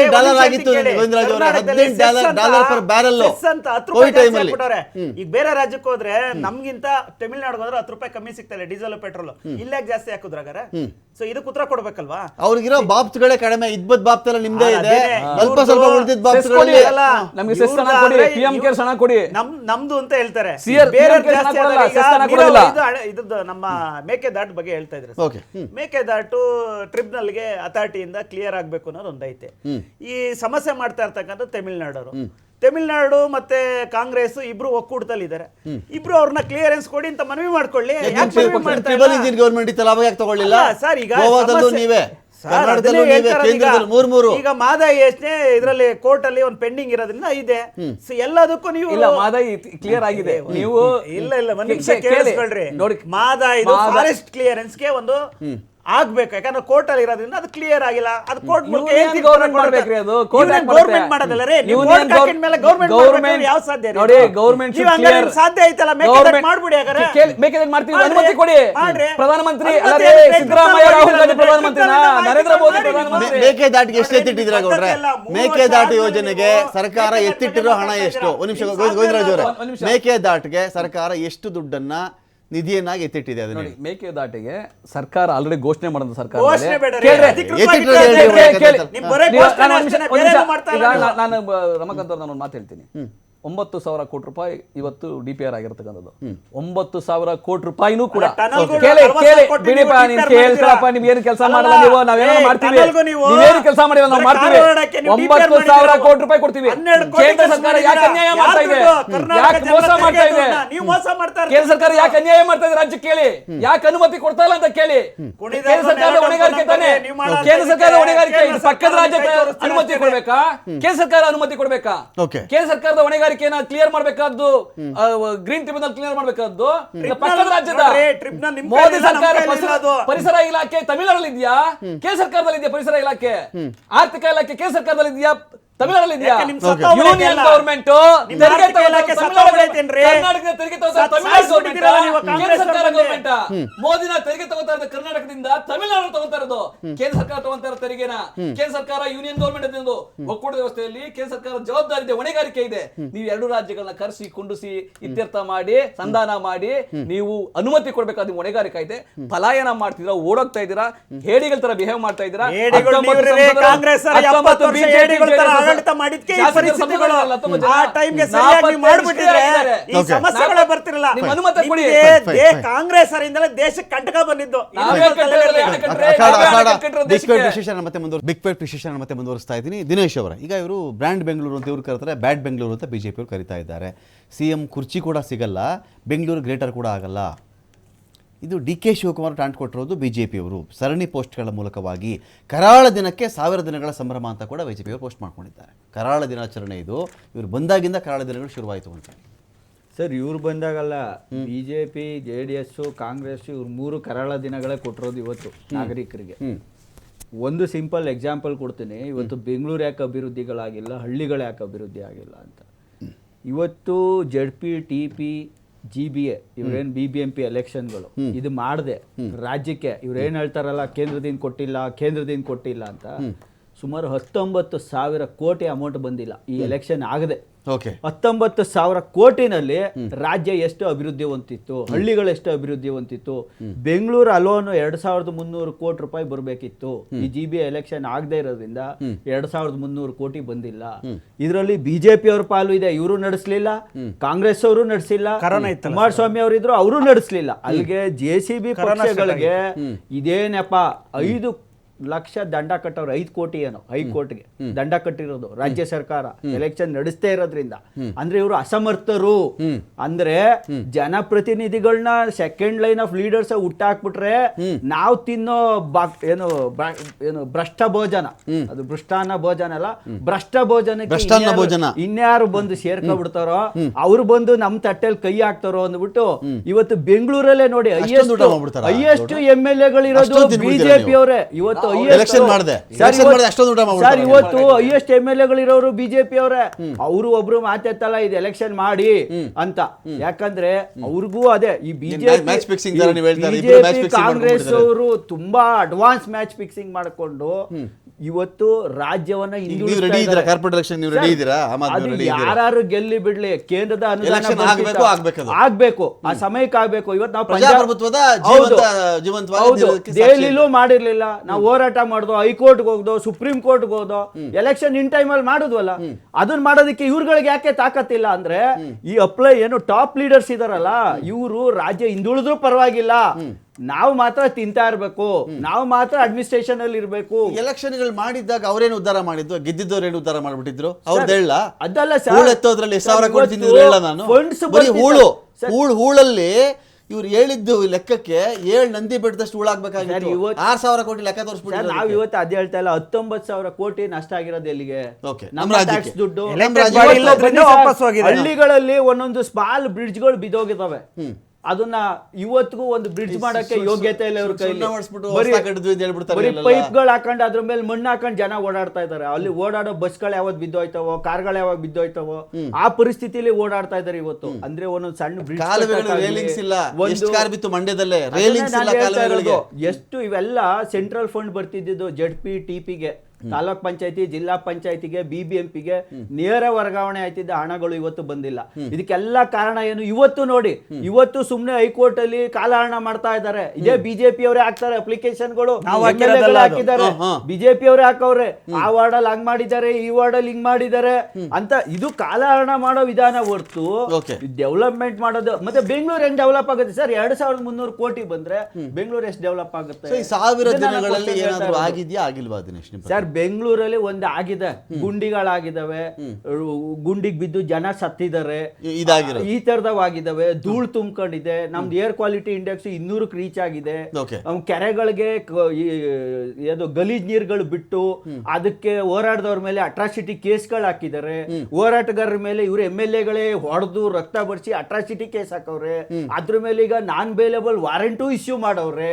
ಆಮೇಲೆ ಡ್ರಗ್ಸ್ ಕೇಸ್ಗಳು ಹೆವಿ ಆಗಿದ್ದಾವೆ. ಸೂಕ್ಷ್ಮದಲ್ಲಿದೆ ಮೋಕ್ಷ ಅಂತ ಒಂದು ಮಾತಿದೆ ತೆಲುಗುಲಿ ಹೇಳ್ಬೇಕಂದ್ರೆ, ಸೂಕ್ಷ್ಮಂలో ఉంది ಮೋಕ್ಷಮು ಅಂತ ಅವ್ರು ಕರೀತಾರೆ. ಅವರು ಈ ಎಲ್ಲ ಸಣ್ಣ ಕೆಲಸಗಳಲ್ಲೇ ಸೇರಿಸ್ಕೊಂಡ್ರೆ ತುಂಬ ದೊಡ್ಡ ಒಂದು ಹೆಸರು ಬರೋದು ಒಂದು ಸರ್ಕಾರಗಳಿಗೆ. ಈ ಒಂದು ಕಾಲುವೆ 3 ಕಾರ್ ಬಿತ್ತು, 4 ಕಾರ್ ಬಿತ್ತು, 5 ಕಾರ್ ಬಿತ್ತು, ಒಂದು ರೇಲಿಂಗ್ಸ್ ಆಗಲ್ಲ. ರೇಲಿಂಗ್ಸ್ ನಾನು ಮಾತಾಡ್ತಿರೋದು. ಸೈಡಲ್ಲಿ ಒಂದು ಸಣ್ಣ ಗೋಡೆ ಹಾಕ್ಬಿಟ್ರೆ ಸಾಕು, ಎಷ್ಟೋ ಅಪಘಾತ ತಪ್ಪಿಸ್ಬೋದು ನೀವು. ಆ ಕಾಲುವೆಗಳು ಕಾರ್ ಬೀಳೋದು, ವೆಹಿಕಲ್ ಬೀಳೋದು, ದನ ಕರುಗಳು ಬಿದ್ದೋಗಿ ಸತ್ತೋಗೋದು ಸ್ಟಾಪ್ ಮಾಡ್ಬೋದು ತಾವು. ಇಂಥ ಕೆಲಸಗಳು ಯಾವಾಗ ಮಾಡೋದು? ಗುಂಡಿ ನೀವು ಬೆಂಗಳೂರಲ್ಲಿ ಯಾವ ಭಾಗದಲ್ಲಾದರೂ ಹೋಗಿ ನೋಡ್ರೆ 2 ವಿಚಾರ ನಿಮ್ಮ ಕಣ್ಣಿಗೆ ಬೀಳ್ತವೆ. 5 ಕಿಲೋಮೀಟರ್ ಹೋಗ್ಬೇಕು ಅಂದರೆ ನಿಮಗೆ 1.5 ಗಂಟೆ ಸಾಲಲ್ಲ. ಕೆಲವು ಕಡೆ ಧೂಳು ತಿರುಗಿಸಿ ನೀವು ನಮ್ಮ ಆಫೀಸಿಗೆ ಬರಬೇಕು ಅಂತ ಎಷ್ಟು ಓದಾಡ್ತೀರಿ ಯೋಚನೆ ಮಾಡಿ. ಆಫೀಸಿಗೆ ಬರಕ್ಕೆ ಒಂದು ರೋಡ್, ಇಲ್ಲಿಂದ ಒಂದೇ ಒಂದು ರೋಡ್ ಕ್ಲಿಯರ್ ಮಾಡಕ್ ಆಗಿಲ್ಲ. ಟ್ರಾಫಿಕ್ ಜಾಸ್ತಿ ಇದೆ ಅಲ್ಲಿ. ಯಾಕಂದ್ರೆ ಅಲ್ಲಿ ಯಾವಾಗ ಬಿಜೆಪಿ ಸರ್ಕಾರ ಇದ್ದಾಗ 3 ವರ್ಷ ಆಗಿದೆ ನೀವು ಅಧಿಕಾರಕ್ಕೆ ಬಂದು ಏನು ಮಾಡಲಿಲ್ಲ. 3 ವರ್ಷದಿಂದ ಇದೇ ಹೇಳ್ತಾ ಇದ್ದೀರಾ. ನಮ್ಮ ಸರ್ಕಾರ KJohar ಬೆಂಗಳೂರು ಇನ್ಚಾರ್ಜ್ ಮಿನಿಸ್ಟರ್ ಇದ್ರು. ನಾವೊಂದು ಎಲಿವೇಟೆಡ್ ಫ್ಲೈಓವರ್ ಮಾಡ್ತೀವಿ ಅಂತ ಹೇಳಿ ಪ್ಲಾನ್ ಮಾಡಿದ್ವಿ, ಅಡೆ ಹಾಕಿದ್ರು. ಕರ್ನಾಟಕದಲ್ಲಿ ಬೆಂಗಳೂರಿನಲ್ಲಿ ಎಸ್ಪೆಷಲಿ ಜನಸಂಖ್ಯೆ ಜಾಸ್ತಿ ಆಗಿದೆ. 1,15,00,000 ವಾಹನಗಳು ಇಲ್ಲಿ ಓಡಾಡ್ತಾ ಇದ್ದಾವೆ. 1,15,00,000 ಜನ. ರಸ್ತೆಗಳು ಕಿರಿದಾಗಿದ್ದಾವೆ. ಖಂಡಿತ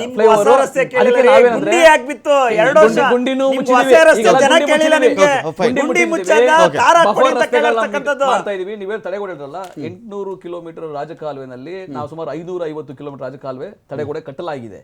ಮಿಕ್ಕಿದ ತಡೆಗೋಡೆ ಕಟ್ಟಬೇಕು. ಈ ಮತ್ತೆ ಮಳೆಗಾಲ ಬರಕ್ ಮುಂಚೆ ಅದನ್ನ ಕ್ಲಿಯರ್ ಮಾಡಬೇಕು, ಮಾಡ್ತಾರೆ. ಬೆಂಗಳೂರಿನಲ್ಲಿ 160 ಜಾಗಗಳಲ್ಲಿ ನೀರು ನಿಂತ್ಕೊಂಡು ಮುಳುಗಡೆ ಆಗ್ತಾ ಇತ್ತು. ಅದು 135 ಜಾಗಗಳನ್ನ ಸ್ಪಾಟ್ಗಳನ್ನ ಗುರುತಿಸಿ ನೀರು ನಿಲ್ದಂಗ್ ಮಾಡಿದೆ. ಯಾಕಂದ್ರೆ ನೋಡಿದ್ರೆ ಬೋಟ್ಗಳು ಹೋಗ್ತಾ ಇದ್ರು ಜನ. ಬಿಜೆಪಿ ಸರ್ಕಾರ ಇದ್ದಾಗ ಆ ತರ ಪರಿಸ್ಥಿತಿ ಬಂದಿತ್ತು. ಸೇರ್ಸ್ಕೊಳ್ಳಿ ಪರಿಸ್ಥಿತಿ ಆ ರೀತಿ ಇತ್ತು. ನಾವು ಟೆಂಡರ್ ರೋಡ್ ಮಾಡಿದವ್ರು ನಾವು, ವೈಟ್ ಟಾಪಿಂಗ್ ಮಾಡಿದವ್ರು ನಾವು, ಆಯ್ತಾ,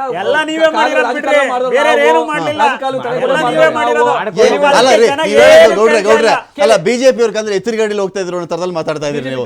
ಎತ್ತಿನ ಗಾಡಿಲಿ ಓಡಾಡ್ತಾ ಇದ್ರೇನ್ರಿ ಅವರು? ಬಂಡಿ ರಸ್ತೆಯಲ್ಲಿ ಓಡಾಡ್ತಾ ಇದ್ರು ಅವರು. ಕಾಲದಲ್ಲಿ ಜಯನಗರ ಬಿಡಿಎ ಕಾಂಪ್ಲೆಕ್ಸ್ ಇಂದ ಹಿಡ್ಕೊಂಡು ಟೌನ್ ಹಾಲ್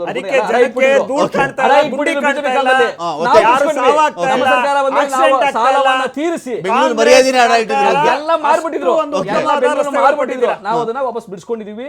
ಆಮೇಲೆ ನಾನು ಹೇಳಿದಲ್ಲ, ಮೆಟ್ರೋ 3ನೇ ಯೋಜನೆಗೆ ಆಗ್ಬಹುದು, ಎಲಿವೇಟೆಡ್ ಕಾರಿಡಾರ್ ಆಗ್ಬಹುದು, ಬಿಸಿನೆಸ್ ಕಾರಿಡಾರ್ ಆಗ್ಬಹುದು, ಫ್ಲೈಓವರ್ ಆಗ್ಬಹುದು, ಕರ್ನಾಟಕ ಕಾಂಗ್ರೆಸ್ ಸರ್ಕಾರ ಇನಿಶಿಯೇಟ್ ಮಾಡಿ ಮಾಡ್ತಾರ ಕೆಲಸ ಕಾಮಗಾರಿಗಳು. ಬಿಜೆಪಿ ಕಾಲದಲ್ಲಿ 4 ಮುಖ್ಯಮಂತ್ರಿಗಳಲ್ಲಿ ಬೆಂಗಳೂರಿಗೆ ಶೂನ್ಯ ಕೊಡುಗೆ ಇದೆ. ಏನ್ ಮಾಡ್ತೀರಿ ಬೆಂಗಳೂರಿನ 600-700 ದಿನ? ಒಂದೇನಂದ್ರೆ ನಮ್ಮ ಉದ್ದೇಶ ಮೇನ್ ಆಗಿರ್ತಕ್ಕಂಥದ್ದು ಬಿಸ್ನೆಸ್ ಕಾರಿಡಾರ್ ರಸ್ತೆನ ಒಂದು ಮಾಡಬೇಕು, ಎಲಿವೇಟೆಡ್ ಕಾರಿಡಾರ್ ಮಾಡಬೇಕು, ಆಮೇಲೆ ಮೆಟ್ರೋ 3ನೇ ಹಂತಕ್ಕೆ ಚಾಲನೆ ಕೊಡಬೇಕು, ಮೇಕೆದಾಟು ಚಾಲನೆ ಕೊಡಬೇಕು, ಸುರಂಗ ಮಾರ್ಗ ಚಾಲನೆ ಕೊಡಬೇಕು. ಮುಂದಿನ 100 ವರ್ಷಗಳ ಕಾಲ ಒಂದು ದೂರ ದೃಷ್ಟಿ ಇಟ್ಕೊಂಡು ಬೆಂಗಳೂರಿಗೆ ಅಂತಾರಾಷ್ಟ್ರೀಯ ಮಟ್ಟದ ಡೈನಾಮಿಕ್ ಸಿಟಿ, ವಿಶ್ವದಲ್ಲೇ ನಂಬರ್ 1 ಸಿಟಿ, ಅದನ್ನ ನಾವು ಅಂತಾರಾಷ್ಟ್ರೀಯ ಮಟ್ಟದ ಸಿಟಿಯನ್ನಾಗಿ ಮಾಡಬೇಕು. ಬಿಜೆಪಿ JDS ಏನು ಮಾಡಿಲ್ವಲ್ಲ ಅದನ್ನ ನಾವು ಮಾಡೇ ಮಾಡ್ತೀವಿ. ಥ್ಯಾಂಕ್ ಯು ನಟರಾಜ್ ಗೌಡ್ರೆ, ಥ್ಯಾಂಕ್ ಯು ಗೋವಿಂದರಾಜ್ ಅವರು, ಥ್ಯಾಂಕ್ ಯು ದಿನೇಶ್ ಅವರು. ಸಾಕಷ್ಟು ವಿಷಯಗಳ ಬಗ್ಗೆ ಮಾತಾಡಿದ್ದೀರಿ. 1000 ದಿನಗಳ ಸಾಧನೆ ಅಂತೇಳಿ ಸರ್ಕಾರ ಮಾತಾಡ್ತಾ ಇದೆ, 1000 ದಿನಗಳಲ್ಲಿ 1000 ಸಮಸ್ಯೆ ಅಂತೇಳಿ ಪ್ರತಿಪಕ್ಷಗಳು ಮಾತಾಡ್ತಾ ಇವೆ. ಈ ವಿಚಾರಗಳಿಗೆ ಅಕಸ್ಮಾತ್ ಇಲ್ಲಿ ತಪ್ಪುಗಳು ಇದ್ದರೆ, ವಿಶೇಷವಾಗಿ ರಸ್ತೆ ವಿಚಾರದಲ್ಲಿ ಬಹಳ ಅಸಮಾಧಾನ ಇದೆ, ಕೆಲವೊಂದು ತೆರಿಗೆ ವಿಚಾರದ ಜನಗಳಿಗೆ ಅಸಮಾಧಾನ ಇದೆ, ವಿದ್ಯುತ್ ದರ ಏರಿಕೆಗೆ ಸಂಬಂಧಪಟ್ಟಂತೆ ಕೂಡ ಅಸಮಾಧಾನ ಇದೆ.